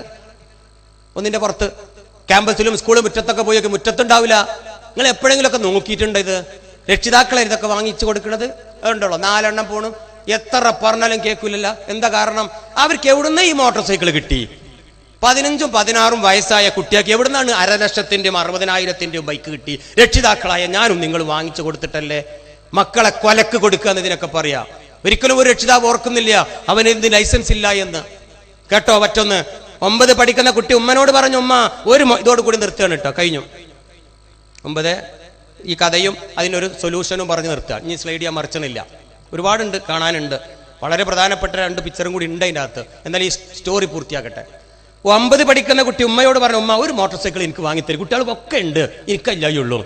മേട വാപ്പ ഗൾഫിലാണ് കേട്ടോ, 10 സെന്റ് ഭൂമി ഏക ഒരു ഇരിക്കൂരിയുള്ളൂ. വാപ്പാന്റെ കട മുഴുവൻ വീടിയിട്ടുമില്ല, പാവാണ്. അപ്പോഴും പറഞ്ഞു, ഉമ്മ പറഞ്ഞു, എടാ അതിനൊക്കെ ഒരുപാട് പൈസ ഉന്റെ അടുത്തില്ല. പച്ച കള്ളം പറഞ്ഞു മകൻ. ഉമ്മ ഇന്ന് 10,000 രൂപ തന്നാൽ ഒരു മോട്ടോർ സൈക്കിളും കിട്ടും, കൂടെ ഒരു മൊബൈൽ ഫോൺ ഫ്രീ കൊടുക്കുന്നുണ്ട്. എത്ര തവണ ഞങ്ങളോട് പറഞ്ഞ ഒരു മൊബൈൽ ഫോൺ വാങ്ങിത്തരാൻ, ഇപ്പൊ 2 കൂടി 10,000-ന് കിട്ടും. പാച്ചാ പൊള്ള്. ആ ഉമ്മ അങ്ങ് വിശ്വസിച്ചു. മക്കൾ പറയുന്നത് അങ്ങനെ അങ്ങ് വിശ്വസിക്കുന്ന ഒരു പറ്റം ഉമ്മമാർ. മക്കളുടെ വാക്ക് അപ്പടി എടുക്കും. അവിടുത്തെ മാഷോടോ അയൽപക്കത്തോ ഭർത്താവിനോട് പോലും ചോദിക്കൂല. മക്കളുടെ വാക്ക് അങ്ങനെ അങ്ങോട്ട് വില കൊടുക്കുന്ന ഒരു ഉമ്മമാർ. പാടില്ല ഉമ്മ, ഒക്കെ ആന്ന് പറഞ്ഞിട്ട് ശരി ഞാനൊന്ന് അന്വേഷിക്കട്ടെ എന്നൊന്ന് പറഞ്ഞൂടെ? ഉമ്മ പറഞ്ഞില്ല. പാവം കരഞ്ഞുകൊണ്ട് തന്റെ കയ്യിലെ സ്വർണ്ണവള ഊരിക്കൊടുത്തുകൊണ്ട് മകന് കൊടുത്തു 10,000. മകൻ അതാ കൊണ്ടുവരുന്ന ഒരു മോട്ടോർ സൈക്കിളും ഒരു മൊബൈൽ ഫോണും. ഒരിക്കലും കിട്ടൂലട്ടോ. അതുമായിട്ട് ഇങ്ങനെ കറങ്ങാൻ തുടങ്ങി. 5-6 മാസം കറങ്ങി. കുറെ സുഹൃത്തുക്കൾ വരുന്നേ പോണ് കളിക്കണ. ഉമ്മ ഊറ്റത്തോടെ പറഞ്ഞു, അവൻ മിടുക്കനാ, വാപ്പാനക്കായും ബുദ്ധിയൊക്കെ ഉണ്ട്. ഏതായാലും 5-6 മാസം പിന്നിട്ടു. അതാ ആ കുഞ്ഞുമോൻ ഒരു മോട്ടോർ സൈക്കിൾ അതാ ഒരു KSRTC-ന്റെ ചുവട്ടിലേക്ക് പോയി. KSRTC-യുമായി കൂട്ടിയിടിച്ച് മഴിച്ചില്ല, ബോധം നഷ്ടപ്പെട്ടു, ആശുപത്രിയിലേക്ക് കൊടുന്നു. വാപ്പയെ വിവരറിയിച്ചു. വാപ്പയും ഓടി വന്ന് ഉമ്മയും വാപ്പയും മുഖത്തോട് മുഖം നോക്കി പൊട്ടിക്കരയാൻ തുടങ്ങി. കുഞ്ഞുമോന്റെ വിരലൊന്ന് ചലിക്കുന്നത് നോക്കി ആ പ്രിയപ്പെട്ട മാതാവും പിതാവും കരഞ്ഞു. ഡോക്ടർ പറഞ്ഞു, ഒപ്പിട്ട് തരി, ഞാൻ ഓപ്പറേറ്റ് ചെയ്ത് നോക്കട്ടെ. അങ്ങനെ ഡോക്ടർ ഇയാൾ ഒപ്പിട്ട് കൊടുത്ത് ഡോക്ടർ ഓപ്പറേറ്റ് ചെയ്തു. സുബ്ഹാനല്ലാഹ്. അണ്ണാക്കിങ് കീറി പൊളിച്ച് നോക്കുന്ന സമയത്ത് അണ്ണാക്കിൽ തൊണ്ടക്കുഴിയിൽ 10 പാക്കറ്റ് പാൻപരാഗായിരുന്നു കിടന്നിരുന്നത്. ലഹരി ചേർത്ത, മദ്യം ചേർത്ത, മയക്കുമരുന്ന് ചേർത്ത ലഹരി, കെമിക്കൽ ലഹരി ചേർത്തിയ പാൻപരാഗ് 10 എണ്ണം. കുട്ടി എത്രാം ക്ലാസ് തുടങ്ങിയെന്ന് ആർക്കും അറിയില്ല. ഇപ്പൊ 10 കുട്ടിയുടെ ഡോസ്. ഇതെല്ലാം കൂടി വിഴുങ്ങി അണ്ണാക്കിൽ കുടുങ്ങിയവന്റെ ലഹരിയില അവൻ അപകടം സംഭവിച്ചത്. ഡോക്ടർ പറഞ്ഞു, എനിക്കൊന്നും ചെയ്യാനില്ല, നിങ്ങൾ പ്രാർത്ഥിച്ചു കൊള്ളുക എന്ന്. ഇത് കണ്ട കുട്ടികൾ തന്റെ സുഹൃത്തുക്കൾ ഇങ്ങനെ കണ്ടിങ്ങനെ പോവാ ICU-ല്. അതാ കുഞ്ഞുമോന്റെ കണ്ണിന്ന് വെള്ളം ഇങ്ങനെ ഒഴുകണ്. ഒന്നും മിണ്ടാതെ ഇളകാതെ ചലിക്കാതെ കിടക്കുന്ന കുട്ടിന്റെ കണ്ണിലിതാ വെള്ളം വരുന്നു. ഡോക്ടറെ അതെന്താന്ന് ചോദിച്ചപ്പം ഡോക്ടർ പറയാ, അവനെല്ലാം കാണുന്നുണ്ട്, അവനെല്ലാം കേൾക്കുന്നുണ്ട്, അവൻ വാവിട്ട് കരയാണിപ്പോ. പൊന്നുമ്മയെ ചതിക്കരുത് മക്കളെ, ഞാൻ അമിത ലഹരിയിൽ ഉമ്മാനെ വഞ്ചിച്ച് ഞാനിതാ മോട്ടോർ സൈക്കിളിൽ അപകടം സംഭവിച്ചു ഇഞ്ചിഞ്ചായി മരണപ്പെട്ടുകൊണ്ടിരിക്കുക. എന്റെ ഉമ്മയതാ കരയണോ, എന്റെ ഉമ്മയതാ പൊട്ടിക്കരയണോ, എനിക്ക് താങ്ങാൻ പറ്റുന്നില്ല. അതുകൊണ്ട് നിങ്ങൾ ആരും ഉമ്മയെ വഞ്ചിക്കരുത് കേട്ടോ എന്ന് വാവിട്ട് കരഞ്ഞ് പറയുന്നുണ്ടാവും. ചലനശേഷി നഷ്ടപ്പെട്ടത് കൊണ്ട് കണ്ണുനീർത്തുള്ളികൾ മാത്രം പുറത്തേക്ക് വന്നത്. കഴിഞ്ഞില്ല, 30 ദിവസം അങ്ങ് കഴിഞ്ഞു. ആ മോനങ്ങ് മരിച്ചു. ഒന്നും ചെയ്യാൻ പറ്റില്ല, മറവ് ചെയ്ത്. വാപ്പയുടെ സമനില തെറ്റി. വാപ്പ കേൾപ്പിക്കൊന്നും പോണില്ല പറഞ്ഞു. മുഖത്തോട് മുഖം നോക്കി വീട്ടിലിരുന്നു. 6 മാസം പിന്നിട്ടു. ആ വീട്ടിലേക്ക് അത് 2-3 ഗുണ്ടകൾ കയറി വന്നു. എന്നിട്ട് പറഞ്ഞു, ഞങ്ങൾ ഈ മോട്ടോർ സൈക്കിൾ ജപ്തി ചെയ്യാൻ വന്നതാ. ആ ഉമ്മ പറയാ, 10,000 രൂപ കൊണ്ട് എന്റെ മോ വാങ്ങിയതാ, എന്തിനാ നിങ്ങൾ ജപ്തി ചെയ്യണം?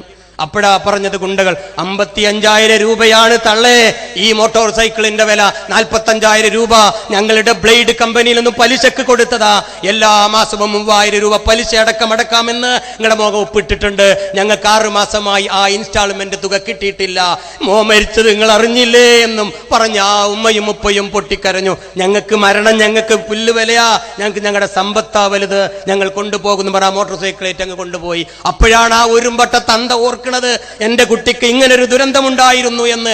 ഓടിയ ഉപ്പ, ഞാൻ തന്ത എന്ന് പറയുന്നത് അങ്ങനെ തന്നെ, ഉപ്പയുടെ അശ്രദ്ധ കുറവാ, ഞാനാണെങ്കിൽ ഞാൻ തന്നെ അതിന്റെ ഉത്തരവാദി. നേരെ സ്കൂളിലേക്ക് ചെന്ന് ഹെഡ്മാസ്റ്ററിനെ വിളിച്ചു, എന്താണ് ഞാൻ ഇന്നെ മോനാന്ന് പറഞ്ഞേക്കാന്, ഗെറ്റ് ഔട്ട് എന്നും പറഞ്ഞ് ആട്ടി പുറത്താക്കിയിട്ട് ആ HM പറഞ്ഞ മറുപടി എന്താണെന്നറിയോ? എത്ര തവണ വാണിംഗ് ലെറ്റർ തന്നു, ആ ബൈക്കുമായി കൊണ്ടുവരരുത്, മോട്ടോർ സൈക്കിൾ പാടില്ല, മൊബൈൽ ഫോൺ പാടില്ല എന്ന്. എന്നിട്ട് എന്തേ നിങ്ങൾ ആരെങ്കിലും അത് അന്വേഷിക്കാൻ ഈ മുറ്റത്തേക്ക് കടന്നു വന്നോ? നിങ്ങളുടെ മകൻ ആ തോണ്ടിക്കളിക്കണ മൊബൈൽ ഫോണിലൂടെ 100 കണക്കിന് കുട്ടികളെ ബ്ലൂ ഫിലിം വിറ്റ കാശ് കൊണ്ടല്ലേ അവൻ മദ്യപിച്ചത്, പാൻപരാഗ് ഓടിച്ചത്, അവന്റെ മോട്ടോർ സൈക്കിൾ എണ്ണ ഒഴിച്ചത്, അവന്റെ തോണ്ടിക്കളിക്കുന്ന മൊബൈൽ റീചാർജ് കൂപ്പൺ നിറച്ചത്, അവൻ 3,000 രൂപ എല്ലാ മാസവും ഉണ്ടാക്കുന്ന കാശ് എങ്ങനെയാണെന്ന് ഒരു നിമിഷ നേരം നിങ്ങൾ ആലോചിച്ചിട്ടുണ്ടോ? ഇപ്പോഴാ അന്വേഷിച്ചു വന്നത്, മരിച്ചതാണ് ഞങ്ങളുടെ ഏറ്റവും വലിയ സന്തോഷം, എത്രയോ കുട്ടികൾ ഇനിയെങ്കിലും ഞങ്ങൾക്ക് രക്ഷപ്പെടുത്താമല്ലോ പറഞ്ഞ് ആട്ടി ഓടിപ്പിച്ചു വിട്ടു. കരഞ്ഞുകൊണ്ട് വീട്ടിൽ വന്ന് മുഖത്തോട് മുഖം നോക്കി പൊട്ടിക്കരഞ്ഞു. മാനവം പോയി, സമ്പത്ത് പോയി, എന്റെ കുഞ്ഞിന്റെ ജീവനും പോയി, ഇനി ഈ ഭൂമിയിൽ എന്താണ് തമ്പുരാനെ അടുത്ത ശിക്ഷ എന്ന് പറഞ്ഞ ആ ചങ്ങായി കരയാൻ തുടങ്ങി. 6 മാസം പിന്നിട്ടു. അത വരുന്നൊരു പോലീസ് വാഹനം ആ വീട്ടിലേക്ക് അകത്ത് തട്ടിത്തെരിച്ചു പോയി. എന്ത്, ഈ വീട് ജപ്തി ചെയ്യാൻ വന്നതാണെന്ന്. ആ ഉപ്പയും ഉമ്മയും അകത്തുനിന്ന് പുറത്തേക്ക് ഇറങ്ങി പറഞ്ഞു കരഞ്ഞുകൊണ്ട്, 1 ഉറുപ്പ് ഞങ്ങൾ ആർക്കും കൊടുക്കാനില്ലല്ലോ, പിന്നെന്തിന് ജപ്തി ചെയ്യണമെന്ന്. പോലീസുകാർ പറഞ്ഞ മറുപടി കേട്ടോളൂ. നിങ്ങളുടെ മകൻ ആക്സിഡന്റ് സംഭവിക്കുമ്പോൾ തൊട്ടുപുറകിൽ മറ്റൊരു കുട്ടി ഉണ്ടായി, 2 കുട്ടികളും കൂടി ഉണ്ടായിരുന്നു. ഒരു കുട്ടി രക്ഷപ്പെട്ടു, ഒരാൾ മരിച്ചു, ഒരാളുടെ നട്ടെല്ല് പൊട്ടി ആശുപത്രിയിൽ അഡ്മിറ്റാ.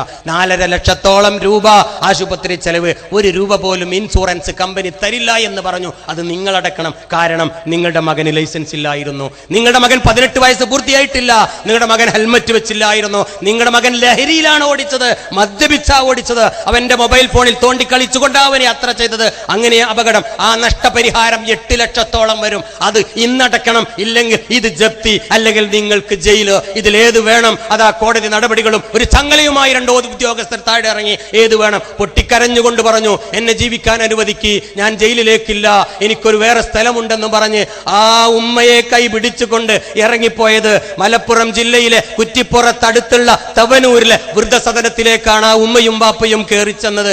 ഇന്ന് നിങ്ങൾ പോയാൽ നിങ്ങൾക്ക് ഇന്ന് കാണാം കാലിൽ ചങ്ങല കൊണ്ട് ബന്ധിച്ച ഒരു പ്രിയപ്പെട്ട രക്ഷിതാവിനെ. അപ്പുറത്തെ വനിതാ സെല്ലിലേക്ക് പോയാൽ നിങ്ങൾക്ക് കാണാം ഒരു ഉമ്മയെ.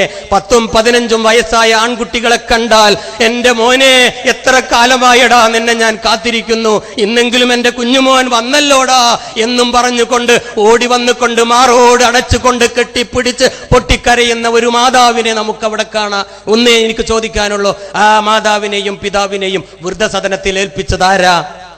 ആ കുഞ്ഞിനെ കുറ്റപ്പെടുത്താൻ ഞാൻ ആളല്ല. ആ ഉമ്മ ചെയ്ത പണിയാ, ആ ഉപ്പ ചെയ്ത പണി എന്നല്ലേ?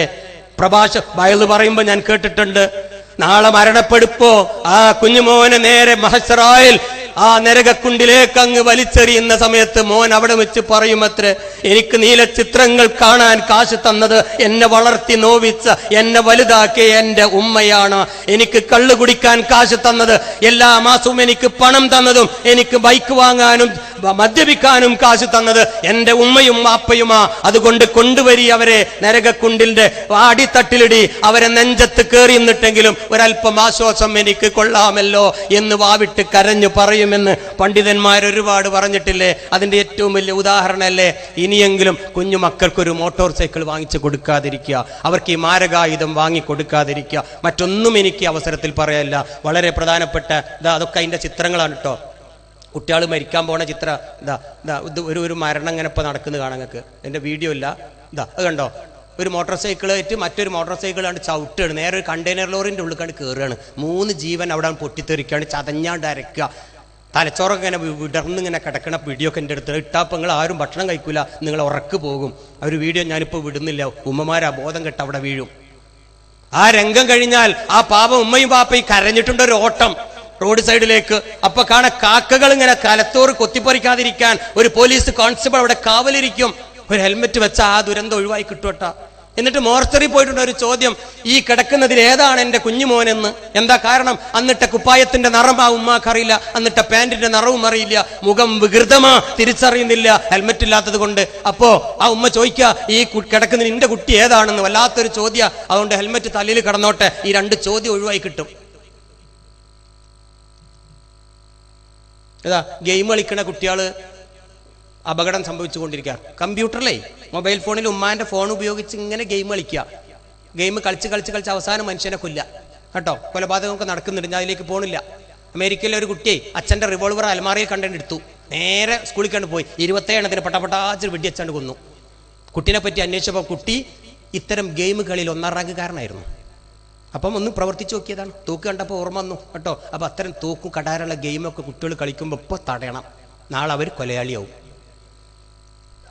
അതാ 4 വയസ്സായ ഒരു കുട്ടി ഉമ്മനോട് ചോദിച്ചു, വാപ്പനോട് ചോദിച്ചേ, സൗദി അറേബ്യയിൽ കഴിഞ്ഞ 6 മാസം മുമ്പ് മലയാള ന്യൂസിൽ വന്നതാണ്. മലയാള ന്യൂസ് ജിദ്ദയിലെ, നിങ്ങൾക്ക് പരിചയം ഉണ്ടാവും, സൗദി അറേബ്യയിൽ ജിദ്ദയിലെ മലയാളം ന്യൂസിൽ വന്ന മലയാള വാർത്ത. 4 വയസ്സായ കുട്ടി അച്ഛനും ഉപ്പനോട് ചോദിച്ച്, എനിക്കൊരു അത്താരി ഗെയിം വാങ്ങിത്തരും. വാങ്ങിത്തരില്ല പറഞ്ഞു. അതിന് മുമ്പ് കുറേ മൊബൈൽ ഗെയിം വാങ്ങിച്ചു കൊടുത്തേക്കണം. ഇത് വാങ്ങിത്തരുത് 2000 റിയാലാ. പാപ്പറിന് പറ്റൂലെന്ന്. പാപ്പ കിടന്നുറങ്ങുമ്പോൾ പാപ്പ പോലീസുകാരനായിരുന്നു, തോക്കുണ്ടെടുത്തു, നിറവൊഴിച്ചു, കൊന്നു, വെടിവെച്ചാണ് കൊന്നു. 4 വയസ്സുകാരൻ. എന്താ കാരണം? ലഹരിക്കടിമപ്പെട്ടു. മദ്യം കഴിച്ചാൽ മാത്രമല്ല ലഹരി കേട്ടോ, ഇതൊക്കെ ലഹരിയാ. ബോധ്യമായില്ല നിങ്ങൾക്ക് എന്തുകൊണ്ടാണ് സംഭവിച്ചത്? കുട്ടിയുടെ ഓരോ മഞ്ഞാളത്തിനും വാശിക്കും രക്ഷിതാക്കൾ കൂട്ടുനിന്നാൽ അവർ നാളെ ലഹരിക്കടിമപ്പെടും. പാടില്ല മോനെ, നോ, ഗെറ്റ് ഔട്ട് എന്ന് പറയാൻ മക്കളിങ്ങനെ എന്ത് ചോദിക്കുമ്പോ പപ്പപാർ എടുത്തു കൊടുക്കാൻ. എവിടെ? നിങ്ങളെന്താ ലോട്ടറിയാ, ബാങ്കിന്റെ പണിയാ? ഇതൊന്നും അറിയാതെ അങ്ങോട്ട് എടുത്തു കൊടുക്കും. പാടില്ല. അത് അവരോട് കാണിക്കുന്ന വലിയ കൊലച്ചതിയ. അങ്ങനെ നിങ്ങൾ ചെയ്തു കൊടുത്താൽ നീ 4-5 ചിത്രം ഒന്ന് കണ്ടേ പറ്റൂട്ടോ. ഇന്നത്തെ ഈ ജനറേഷന്റെ കോലം കൂടി പറഞ്ഞ് നമുക്ക് അവസാനിക്കുക. ലഹരി കേട്ടോ, ഒക്കെ ലഹരി. കള്ള് മാത്രമല്ല ലഹരി, പറഞ്ഞല്ലേ. ഒരു ഭ്രാന്ത് ലുക്ക്. ഇപ്പത്തെ ചെക്കന്മാരൊക്കെ നോക്കൊണ്ട് പുട്ട് നിന്ന പോലെ കഞ്ചാവ് നിന്ന അമ്മാരി കയറ്റലാണ്. അറിയോ, ഞാൻ മലയാളിയുടെ ചിത്രം ഇങ്ങനെ എൻ്റെ അടുത്ത് മലയാളി ഉണ്ട് കേട്ടോ, പക്ഷെ കാണിക്കാത്ത എന്താ? സദസ്സിൽ ആരെങ്കിലും കുടുംബത്തിൽപ്പെട്ടവരുണ്ടാവും, അപ്പൊ ബോധം കെടും. അത് ഉണ്ടായിക്കണോ, എനിക്ക് അങ്ങനെ പറ്റിയിട്ടുണ്ട്. അപ്പൊ ഇവരാരും ഒന്നും ചീത്ത അറിയില്ലല്ലോ, ഇത്തകളാരും ഉണ്ടാവും തോന്നണില്ല. ഒരു ഭ്രാന്തൻ ലുക്ക്. ഇങ്ങനത്തെ ഒരു ചെങ്ങായിക്ക് IAS ഡിഗ്രി ആണെങ്കിൽ ഒരു പ്രൊഫഷണൽ ജോലി കിട്ടില്ല. കേൾക്കണോ, എൻ്റെ കമ്പനിയിൽ നല്ല ബിടെക് എഞ്ചിനീയർമാരെ ഞാൻ മൾട്ടിനാഷണൽ കമ്പനിയിലേക്ക് ഇന്റർവ്യൂവിന് അയച്ചു, പകുതിയോളം തോറ്റു. കാരണം ലഹരിക്ക് അടിമപ്പെട്ടുകൊണ്ട്. വലിയ എഞ്ചിനീയർമാർ, M.Tech B.Tech ഒക്കെ ഉള്ള ആൾക്കാർ ഇന്ന് പരാജയപ്പെട്ടുകൊണ്ടിരിക്കുക. കാരണം ലഹരിക്ക് അടിമപ്പെട്ടവരെ വൈറ്റ് കോളർ ജോബ് കിട്ടില്ല. 1 ലക്ഷം റുപ്യ മിനിമം സാലറിക്കാണ് ഞങ്ങളൊക്കെ അയച്ചത്. അതിൽ കുറച്ച് കുട്ടികൾ തോറ്റുപോയി. കാരണം ഇതായിരുന്നു കോലം. അടുത്ത് നോക്കി നിങ്ങൾ, പല്ല് പരിശോധിക്കാൻ തുടങ്ങിക്കണു. വൃത്തിയട്ട പല്ല്, മുറുക്കാനും കഞ്ചും വെത്തിലാടക്കും ഒക്കെ കൂടിയാണ്ട് കയറ്റിയിട്ട് എത്ര പല്ല് തേച്ചാലും ആ നിറട് പോവില്ല. എൻ്റെ പ്രിയപ്പെട്ട സഹോദരിമാരെൻ്റെ സദസ്സിലുണ്ടെങ്കിൽ നാളെ നിങ്ങളെ കാണാൻ ഒരു ചെറുക്കം വരും. ഒന്ന് പരിശോധിച്ചേക്ക്. നിങ്ങളെ കെട്ടാൻ ആണ് കാണൽ ചടങ്ങ് നടത്തണം. ആണ് വീട്ടിലേക്ക് പോകണ്ടോ, ആണിന്റെ വീട്ടിൽ പോണ്ട. പെണ്ണ് കാണൽ ചടങ്ങൊക്കെ അറിയല്ലോ. ഞാനൊക്കെ പെണ്ണ് കെട്ടിയ 90-ലാ.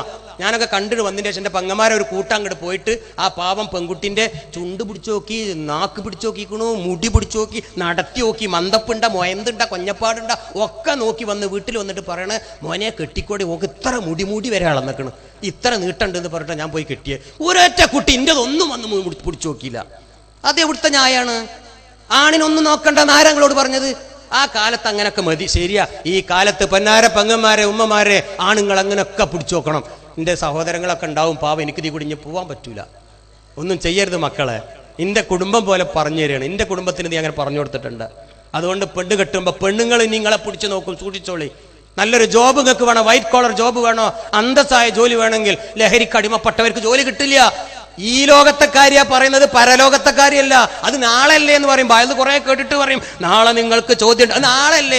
ഇന്ന് കഞ്ഞുടിക്കണമെങ്കിൽ കള്ളുടിച്ചാൽ കഞ്ഞുടിക്കാൻ പറ്റില്ല എന്നാ ഈ പറയുന്നത്. അതുകൊണ്ട് പെൺകുട്ടികൾ ഒരു ഭർത്താവിനെ സ്വീകരിക്കുമ്പോൾ പരിശോധിച്ചോളി. അത് അടുത്തതാ വായുനാറ്റം.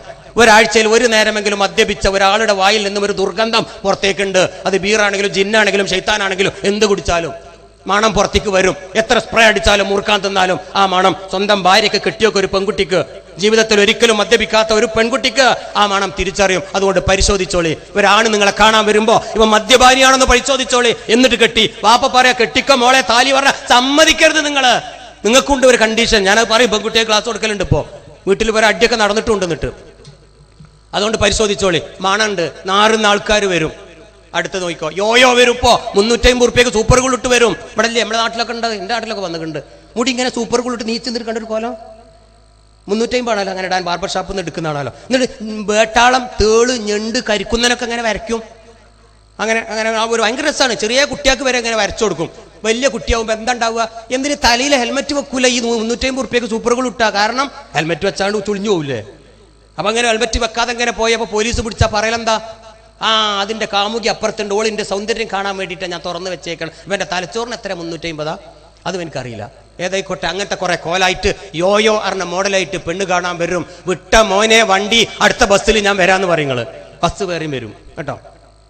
എന്താ വേറെ മുടി ചെറിയ കുട്ടിയാവുമ്പോ ഞാഞ്ഞോള് കരിക്കുന്നൻ, അത് വലുതായ ആ സാധനം വലുതാകും. കണ്ടില്ലെങ്കിൽ പെരിച്ചായി ഓന്തൊക്കെ കയറിയിരിക്കണ തലയിൽ. ഇങ്ങനെ കുറെ യോയോ മനുഷ്യന്മാർ ഇറങ്ങിക്കണ്. എന്നിട്ട് ഇതൊക്കെ കോലം കെട്ടി വീട്ടിലേക്ക് കയറി വരുമ്പോ ഉമ്മ കയ്യൊടുക്ക ഉഷാറായിട്ടാണ്. ആ തള്ളക്കൊന്ന് കൊടുക്കയിട്ടല്ലേ? ഉഷാറായി, നന്നായി, എന്റെ മോൻ ഭയങ്കര ബുദ്ധി, വാപ്പാക്ക് ഇത്ര ഫാഷൻ ഉണ്ടായിരുന്നില്ല. ഒരു ഉമ്മ പറഞ്ഞു, ഞാൻ കേട്ടതാ, ഇവന്റെ മോന്റെ ഫാഷൻ ഒന്നും തന്തക്കില്ല കേട്ടോ. ഭയങ്കര സംഭവം അത്രേ. ഇത് ലഹരിയാണ്, വേശ്യാലയത്തിന് തുല്യമാണെന്ന് ഈ തള്ളക്ക് അറിയുന്നില്ല. ഞാൻ തള്ളാന്ന് പറയുന്നത് എന്താണെന്നറിയോ? അധികം ഈ യോയോ കൂടുന്നത് വാപ്പ ഗൾഫിൽ, ഉമ്മ നാട്ടിലുള്ള ഒരു കേട്ടോ. രണ്ടാളും ഇവിടെ നാട്ടിലാണ്. ഇത്ര വലിയ മൃഗങ്ങളൊന്നും വരില്ല. കുഞ്ഞ് ഞാഞ്ഞോളും കരിക്കുന്നതിനൊക്കെ വരും. പെരിച്ചായി ഓന്തൊന്നും കയറിയിരിക്കൂല. കുറച്ചൊക്കെ ഉണ്ട്. രണ്ടാളും കൂടി നാട്ടിലുണ്ടെങ്കിലുണ്ട്. ഉമ്മമാര് ഉപ്പമാര് പറഞ്ഞു കൊടുക്കി കുട്ടികൾക്ക് ഇത് ശരിയല്ല. ഇത് ആധുനിക പ്രൊഫഷണൽ ജോലിക്ക് ചേർന്നതല്ല. തെരുവ് വേശ്യകളുടെ കോലമാ, കൗബോയികളുടെ കോലമാ, തെരുവ് തെണ്ടികളുടെ കോലമാ, മദ്യത്തിനും മയക്കുമരുന്നിനും അടിമപ്പെട്ടവരുടെ ലക്ഷണ. അത്തരം കമ്മിറ്റിയിലേക്കാണ് നമ്മുടെ കുഞ്ഞുങ്ങൾ പോണത്. അതുകൊണ്ട് നമ്മൾ എതിർക്കണം. അടുത്ത് പോയി കൊളിഞ്ഞ് കുറെ ആഭരണം, ചങ്ങലൊക്കെ കെട്ടിയിട്ട് നടക്കാൻ തുടങ്ങുക. ഇത് ഹിന്ദുവിലും മുസൽമാനിലും ക്രിസ്ത്യാനിയിലും ഒക്കെ ഉണ്ട്. കൊടക്കെടുക്കാൻ, കാതിൽ കമ്മല, പുക്കളിൽ കമ്മല, പിന്നെ മൂക്കിൽ കമ്മല്, പറയാൻ പാടില്ലാത്തടത്തും കമ്മല്, കുറേ ചൂടിക്കയറ്. എന്നിട്ട് പറയാം അമ്പലത്തിൽ നിന്ന് മന്ത്രിച്ചൂതി കെട്ടിയ, പള്ളിയിൽ നിന്ന് ഉസ്താദ് പൂജിച്ച് കെട്ടിയ പോലൊക്കെ. ഇത് അമ്പലത്തിൽ നിന്നുമല്ല, പള്ളിയിൽ നിന്നുമല്ല, ബാറിന്നും ഓവലത്തിന്റെ ചോട്ടൊന്നും കിട്ടുന്നതാ. എന്നിട്ട് പറയാ ഇത് സുന്നത്താണ് അല്ലെങ്കിൽ മന്ത്രിച്ചതാണ്, ഒന്നുമല്ല, ഭ്രാന്തിന്റെ ലക്ഷണ. പറയണം നിങ്ങൾ, ഇത് ഭ്രാന്തിന്റെ ലക്ഷണ, ലഹരിക്കടിമപ്പെട്ടവന്റെ ലക്ഷണ. ഒരു ചരടോ ഒരു ഐക്കല്ലോ എവിടെയും കെട്ടുന്നതുകൊണ്ടോട് ഞാൻ എതിരല്ല. ഞാനൊരു സുന്നി കേട്ടോ, ഞാനത് കെട്ടും ചെയ്യും, കെട്ടാൻ എൻ്റെ കുടുംബത്തോട് പറയും ചെയ്യും. അതിന് ഞാൻ എതിരല്ലേ? പക്ഷെ ഇത് ഭ്രാന്താണ് കേട്ടോ. ഞാൻ ഇതിനെ പറ്റിയാ പറയണത്. ഇതാ ആഭരണ മത്സരത്തിൽ 1ാം സ്ഥാനം ഇന്ത്യക്ക്. ഇതാ ജട്ടി മത്സരം കണ്ടോളിങ്ങൾ, യുവാക്കളുടെ ജട്ടി മത്സരം. സൺഡേ, മൺഡേ, ട്യൂസ്ഡേ, വെനസ്ഡേ, വെള്ള, ചോപ്പ്, മഞ്ഞ, കറുപ്പ് എന്നാ പറഞ്ഞത്. ഡിസ്പോസിബിൾ ജഡ്ഡി, ഊര വലിച്ചെറിയ, വിണ്ണിടുക, വലിച്ചെറിയ, തിരുമ്പൂല. കാരണം തിരുമ്പാൻ പറ്റില്ല ഈ ജഡ്ഡി, അങ്ങനത്തെ ആണ്. എന്നിട്ട് പുറത്തുനിന്ന് പാൻറ് ഇങ്ങനെ താഴ്ത്തും, ഇതും ഇങ്ങനെ മേലക്കും. ഇതൊക്കെ വിദേശത്താ. ഈ മലയാളത്തിന്റെ കാണങ്ങൾക്ക് കേരളത്തിന്റെ നമ്മുടെ നാടൻ കുട്ടികളുടെ ഇതാ കണ്ടോളി. ഇതാ ഒരു പാൻറിന്റെ താഴെ കുണ്ടിക്ക് താഴെ ബെൽറ്റ് കെട്ടിയിട്ട് ഇടക്കിടക്ക് ഇങ്ങനെ വലിച്ചു കയറ്റുന്ന ഓരോ പരിപാടി. ഇങ്ങോട്ട് നോക്കാണ് നിങ്ങൾ ഇവിടെ കണ്ടിട്ടില്ല ഇതൊന്നും? ഞങ്ങളെ നാട്ടിലുണ്ട്. ഇടക്കിടക്ക് കയറ്റു. ഈ കുട്ടികൾക്ക് അപ്പിട്ടിട്ടുണ്ട്, പമ്പേഴ്സ് കെട്ടിയിട്ടുണ്ടല്ലോ, ഒരു ആട്ടം. അടിയിൽ ഇങ്ങനെ സാധനം ഇങ്ങനെ തൂങ്ങുമ്പോ എന്ന പോലെ ഇതിങ്ങനെ ആടുന്നതാണ്. മുട്ടിന്റെ താഴെ തുന്നി കൂട്ടിയിട്ടുണ്ടാവും. ഇവർക്കൊണ്ട് ഓടാനും ഒരു പട്ടിയാണ് കുരച്ച കമന്നിട്ട് വീഴോട്ട പറ്റങ്ങള്. ബസ് കയറിനടക്കണ വലിയ 2 കാലും കൂടെ താട്ടമുള്ള ഈ ചേരും മറ്റേ കൗമേൽ തളപ്പിട്ടൊരു കയറ്റില്ലേ എന്ന മാതിരി അവർ ബസ് കയറില്ല. കണ്ടോ നിങ്ങള്? 2 പുടുത്തറ ഒറ്റ ചാട്ട്. കാരണം കാലും ഇങ്ങോട്ട് അടത്താൻ പറ്റൂല. ഞാനിങ്ങനെ ആക്കണായിരുന്നു ആക്കാൻ പറ്റില്ല. കാരണം മുട്ട് വരെ തുന്നിയിട്ടുണ്ടാവും. എവിടുന്നാണ് ഈ കോലം വന്ന് നിങ്ങൾക്കറിയോ? അത് കേട്ടോളി. ആൺവേശ്യാലയത്തിൽ നിന്ന് വന്നതാ. ആഫ്രിക്കയിലെ ആൺവേശ്യാലയം നടത്തുന്ന ഒരു പടം ഇറങ്ങി. ആ പടത്തിലെ ഈ മോഡല് അത് കണ്ട് നമ്മുടെ ഇന്ത്യയിലെ ഹിന്ദി പടത്തിൽ വന്നു. ഇന്ത്യക്കാർ കുറെ ഡൽഹി ബോംബെ ആൾക്കാർ ഈ കോലം കെട്ടി. അത് വിജയിച്ചു. നമ്മുടെ കേരളത്തിലും ഈ പടം ഇറങ്ങിയപ്പോ ആ ആൺവേശ്യയുടെ കോലം എന്തെന്നറിയാത്ത പാവം ഹാജിയമാരുടെയും നമ്മുടെയും നല്ല മക്കൾ ഈ കോലിട്ട് വരിക. ആൺവേശ്യ ഹിജിഡകൾ. ഹോങ്കോങ്ങിലുണ്ട്, പിന്നെ കൗലൂൺ എന്ന് പറഞ്ഞ സ്റ്റേറ്റ്, കംപ്ലീറ്റ് ഈ ടൈപ്പ്. അവിടെ ഹിജിഡ കേട്ടില്ലേ? അവരാണ് ഈ കോല ഇറക്കിയത്. അതുകൊണ്ട് ആൺവേശ്യയുടെ കോലമാണെന്നും നമുക്ക് ചേർന്നതല്ല, അന്തസ്സിന് ചേർന്നതല്ല എന്നും പ്രിയപ്പെട്ട ഉമ്മമാര് നമ്മുടെ കുഞ്ഞു മക്കൾക്കത് പറഞ്ഞു കൊടുക്കുക. ആ അണ്ട ഇറങ്ങിയ ജീൻസ് വലിച്ചു കയറ്റാതിരിക്കുക. അതിങ്ങനെ ഇടക്കിടക്ക് അങ്ങനെ തന്നെയാണ്. അതിങ്ങനെ ഒഴിവാവും. ഏതൊരു പോലീസുകാരുണ്ടായിരുന്നു, SI തൃശ്ശൂരിൽ, ഒരു കത്തിരിയേറ്റ് ഇങ്ങനെ നടക്കുമ്പോൾ ഇങ്ങനത്തെ കണ്ടാൽ ഇവിടെ ഓടാറ് ഇങ്ങോട്ട് വരും. ഒറ്റ വെട്ട താഴെ ഇടക്കിടക്ക് വെട്ടിവിടും. കാരണം വെട്ടിയിലോന് ഓടാൻ പറ്റില്ലല്ലോ. ഇനി ഓടടാന്ന് പറയും. ഓൻ തീരെ ഓടില്ല. കാരണം നാണം കൊണ്ട് ബുക്ക് മറച്ച് അവിടെ വെക്കും. അതിലാണ് എരുത്തുള്ളൊരു വീരാങ്കാക്ക എന്നും ഇത് കാണും, ഈ വെട്ടൽ കാണും. സാറേ സൂക്ഷിച്ച് വെട്ടണട്ടാ, മേലെ കയറി പിടിക്കും. അയാൾ പറഞ്ഞു ഒരിക്കലും പിടിക്കില്ല, അതൊക്കെ എത്രയോ മേലെയാണ്, ഇത് ഒരുപാട് താഴെ. ഞാൻ താഴെയല്ലേടാ മോനെ വിട്ടിട്ട് നോക്കാം. എന്നിട്ട് ഈ ആ കുട്ടീനെ അതേ പോലീസ് വണ്ടിയിൽ വെച്ചിട്ട് പറയും, എവിടെടാ തന്ത, വിട് വണ്ടി വീട്ടിലേക്ക്. തന്ത ഗൾഫിലാണ്, തള്ളയാണ് ഇവിടെ ഉള്ളത്. ഓൽതാണ് ഇങ്ങനെ ഇറങ്ങി വരുന്നത്. അതിൽ ഉമ്മാനോട് വിളിക്കും, ഇതാ മോൻ ഇമാതിരി പാൻ്റ് എങ്ങാനും വിട്ട നെൻ്റെതും വെട്ടൊടി എന്ന് പറഞ്ഞാൽ കത്തിയിട്ട് കടകടം എന്ന് അറിയണ്ട, പേടിപ്പിച്ചിട്ട് കയ്യും കാലം പറിച്ച് ഒരു വേറെ ശിക്ഷയൊന്നുമില്ല.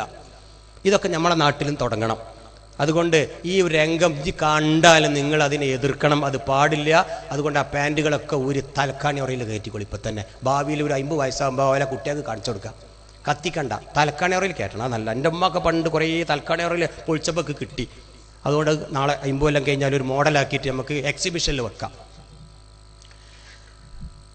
അതുകൊണ്ട് അവസാനിപ്പിക്കുകയാണ്. ഇതിൻ്റെ ഒരു പരിഹാരം കൂടി പറഞ്ഞിട്ട്, ഒന്നുമല്ല, പരിഹാരം ഞാൻ ആദ്യം പറഞ്ഞു തന്നിട്ടുണ്ട്. എനിക്ക് എൻ്റെ ഉമ്മ പറഞ്ഞു തന്ന പരിഹാരം, എൻ്റെ പ്രിയപ്പെട്ട പിതാവ് എനിക്ക് പറഞ്ഞു തന്ന പരിഹാരം, അത് നിങ്ങൾ ചെയ്തു കൊടുത്താൽ മതി. എനിക്ക് എൻ്റെ ഉപ്പ പറഞ്ഞെന്ന് ഞാൻ എൻ്റെ മക്കളിലേക്ക് കൊടുക്കുക. 7 വയസ്സാവുമ്പോൾ എൻ്റെ വിരലും പിടിച്ച് അച്ചിപ്പുറ മഹൽ, നിങ്ങൾക്ക് അറിയാം, അച്ചിപ്പുറ രണ്ടത്താണി അച്ചിപ്പുറ പേര് കേട്ട സ്ഥലം. അച്ചിപ്പുറ മഹലിലേക്ക് എൻ്റെ ഉപ്പൻ്റെ കുഞ്ഞു വിരലും പിടിച്ച് അങ്ങ് കൊണ്ടുപോകും. പ്രാക്ടിക്കല്, തിയറിയല്ല, പ്രാക്ടിക്കല്. പള്ളിയിലെ ദർസിൽ ഓതി പഠിച്ചതല്ല, മദ്രസിൽ അധ്യാപകൻ പറഞ്ഞു തന്നല്ല. എൻ്റെ പ്രിയപ്പെട്ട പിതാവ് എൻ്റെ കുഞ്ഞു വിരൽ പിടിച്ചതാണ് ഞാൻ ഈ പറയുന്നത്. കൊണ്ടുപോയി പള്ളിയിലേക്ക് വെള്ളിയാഴ്ച 11 മണിക്ക് ജുമാക്ക് പോകും. അന്ന് സ്കൂളില്ല, മാപ്പിള സ്കൂളാണ് എൻ്റെ സ്കൂള്. കൊണ്ടുപോകും. അത് കഴിഞ്ഞിട്ട് എൻ്റെ ഉപ്പ പറയും, വാ മോനെ എൻ്റെ ഉപ്പാൻ്റെ അടുത്തേക്ക് പോകണം നീ. ഉപ്പാന്റെ ഉപ്പ മരിച്ചത്, എൻ്റെ ഉപ്പാന്റെ പേര് മുഹമ്മദ്, മുഹമ്മദിന്റെ ഉപ്പാന്റെ പേര് അലവി, അലവി മരിച്ചത് ഉപ്പാന്റെ 20 വയസ്സിലാ. ഒരുപാട് ചെറുപ്പ, ഞാൻ ഒരിക്കലും കാണൂല. എന്നിട്ട് പറയാ, ഞാൻ എൻ്റെ ഉപ്പയെ നിനക്ക് കാണിച്ചു തരാ, നീ വാടാ എന്നും പറഞ്ഞ് കബറാളുകളുടെ ഇടയിലൂടെ എൻ്റെ വിരലും പിടിച്ച് കൊണ്ടുപോയി ഒരു കബറിന്റെ അടുത്ത് വന്നിട്ട് എന്നോട് പറയും, മോനെ നീ കൈ പൊക്കിപ്പിടി, ആമീൻ പറ, ഞാനൊന്ന് ദുആ ചെയ്യട്ടെ. എൻ്റെ പ്രിയപ്പെട്ട പിതാവ് പച്ച മലയാളത്തിൽ എൻ്റെ 7 വയസ്സിൽ ഞാൻ പഠിച്ചതുമായ, പടച്ച റബ്ബേ എൻ്റെ പ്രിയപ്പെട്ട പിതാവിന് പൊറുത്തു കൊടുക്കണേ നാഥാ, ഞാനും നാളെ മരണപ്പെടും, എന്നെയും ഈ ഖബറിൽ അടക്കം ചെയ്യും. ആ സമയത്ത് എനിക്ക് വേണ്ടി പൊട്ടിക്കരഞ്ഞ് പ്രാർത്ഥിക്കാനുള്ള ഒരു കുഞ്ഞുമോനാക്കി ഇവന് നീ മാറ്റണമേ അല്ലാ എന്ന് പറഞ്ഞിട്ട് എൻ്റെ തലയിൽ കൈയ്യുണ്ട് വെച്ചിട്ട്, പടച്ചോന സുമ്മ വല്ലാഹി എൻ്റെ ഉപ്പ ദുആ ചെയ്തത്. ഞാനും അങ്ങ് ആമി പറഞ്ഞു. ഒന്നും മനസ്സിലാക്കാത്ത 7 വയസ്സുകാരൻ. വർഷങ്ങൾ അങ്ങ് കടന്നുപോയി. എൻ്റെ പ്രിയപ്പെട്ട പിതാവ് മരിച്ചു. ഓരോ ദിവസവും 5 നേരമില്ലെങ്കിലും ഇടക്കിടക്ക്, നോട്ട് ഓൺലി വെള്ളിയാഴ്ച, ഇടക്കിടക്ക് ആ മഹലിലേക്ക് തന്നെ പോകും. പള്ളിയിലേക്ക് കയറുന്നതിന് മുമ്പ് പോകും ആ കബറിൻ്റെ അടുത്തേക്ക്. അതിന് മുമ്പ് ഉമ്മാന്റെ അടുത്തേക്ക് പോകും. കാരണം മടിയിൽ കിടന്ന് പടഞ്ഞു മരിച്ച ഉമ്മന്റെ അടുത്തേക്ക് പോകും. മറന്നിട്ടില്ല ഒന്നും. 33 കൊല്ലായിട്ടും ആ ഉമ്മാന്റെ അടുത്ത് പോയിട്ട് എൻ്റെ ഉപ്പ പഠിപ്പിച്ച ആ ദുആ ഞാൻ എൻ്റെ ഉമ്മാക്ക് വേണ്ടി ചൊല്ലിക്കൊടുക്കും. അത് കഴിഞ്ഞ് എൻ്റെ ഉപ്പാന്റെ അടുത്തേക്ക് വന്ന് ദുആ ചെയ്യും. വർഷങ്ങൾ കടന്നുപോയി. എൻ്റെ പ്രിയപ്പെട്ട ഞാനും വിവാഹം കഴിച്ചു. എനിക്കും കിട്ടിയ ഒരു കുട്ടിയെ, ആ കുഞ്ഞുമോൻ 3ാമത്തെ കുട്ടിയാണ് അടുത്ത വന്നത്. 3ാമത്തെ മോന് 7 വയസ്സായപ്പോ പിടിച്ചു ഞാൻ അവന്റെ കുഞ്ഞുവിരല്. അതേ മഹലിലേക്ക് എൻ്റെ ഉപ്പ നടന്ന കാൽപ്പാടുകൾ പിന്തിട്ട് പുല്ലുകളൊക്കെ ഇങ്ങനെ മറിഞ്ഞു മറിഞ്ഞു നിന്ന് ആ വഴിയിലൂടെ ഞാൻ അങ്ങ് പോയി. എൻ്റെ പ്രിയപ്പെട്ട പിതാവിൻ്റെ അടുത്ത് പോയി അങ്ങ് ദുആ ചെയ്തിട്ട് പറഞ്ഞു, മോനെ നീ ആമീൻ പറ. എൻ്റെ ഉപ്പ കാണിച്ചെന്നാ പറയുന്നത്.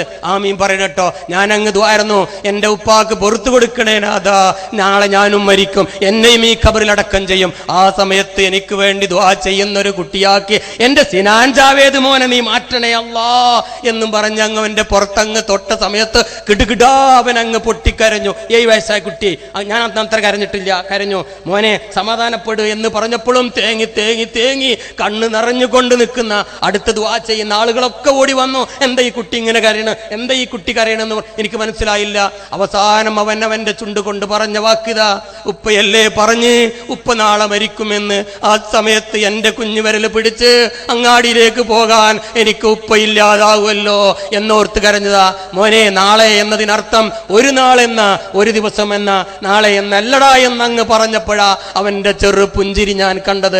സുമ്മ വല്ലാഹി, ഞാൻ സത്യ പറയുന്നത്, നാളെ ഞാൻ മരിച്ചാൽ എൻ്റെ മകൻ എനിക്ക് വേണ്ടി പ്രാർത്ഥിക്കുമോ? പ്രാർത്ഥിക്കും. കാരണം എൻ്റെ ഉപ്പ എനിക്ക് വേണ്ടി കാണിച്ചു തന്നതാ. മദ്രസ പാഠപുസ്തകത്തിൽ നിന്നും പഠിച്ചതല്ല, പ്രഭാഷണങ്ങളിൽ നിന്നും പഠിച്ചതല്ല. എൻ്റെ പിതാവ് ജീവിച്ചിരിക്കുമ്പം എൻ്റെ ബുദ്ധി ഇല്ലാത്ത സമയത്ത് എന്റെ താലോലിച്ച് എന്നെ പോറ്റി വളർത്തിയ കുഞ്ഞു വിരല് പിടിച്ച് അങ്ങാടിയിൽ കൊണ്ടുപോയതും എനിക്ക് വേണ്ടി ദുആ ചെയ്തതും എന്നെ പഠിപ്പിച്ചത് കൊണ്ട് എൻ്റെ കുഞ്ഞുമോൻ അത് ഞാൻ ചെയ്തു കൊടുക്കുക. ഇൻഷാ അല്ലാഹ് എൻ്റെ മോനും എനിക്ക് വേണ്ടി ചെയ്യും. ഇത് നമ്മുടെ ജീവിതത്തിലേക്ക് ഇതല്ലേ പകർത്തേണ്ടത്. പ്രവൃത്തി ഒരുപാട് ബൈബിളുകൾ കേൾക്കുന്നുണ്ട്, ഒരുപാട് പ്രഭാഷണത്തിലെ ക്ലാസ്സുകൾ നമ്മൾ കേൾക്കുന്നുണ്ട്. പക്ഷേ സ്വന്തം മക്കൾക്കൊരു റോൾ മോഡലാകാൻ ഏതൊരു മാതാവും പിതാവിനും കഴിഞ്ഞില്ലെങ്കിൽ നമ്മുടെ ജീവിതം കട്ടപ്പുകയാ, ഒരു പ്രയോജനമില്ല. അവരെങ്ങനെ ജീവിക്കണമെന്ന് ജീവിച്ച് കാണിച്ചു കൊടുക്കാൻ പ്രിയപ്പെട്ട രക്ഷിതാക്കൾ മുന്നോട്ട് വരണമെന്ന് ആമുഖമായി അവസാനമായി എനിക്ക് പറയാനുള്ളൂ. അതുകൊണ്ട് നിങ്ങളൊക്കെ എൻ്റെ പ്രിയപ്പെട്ട രക്ഷിതാക്കൾക്ക് വേണ്ടി ദുആ ചെയ്യണം. അത് മാത്രമേ എനിക്ക് പ്രതിഫലമായി കിട്ടൂ. അല്ലാതെ ഞാനൊരു പ്രൊഫഷണൽ ട്രെയിനറായി ഇങ്ങനെ ക്ലാസ് എടുക്കുന്നവനല്ല.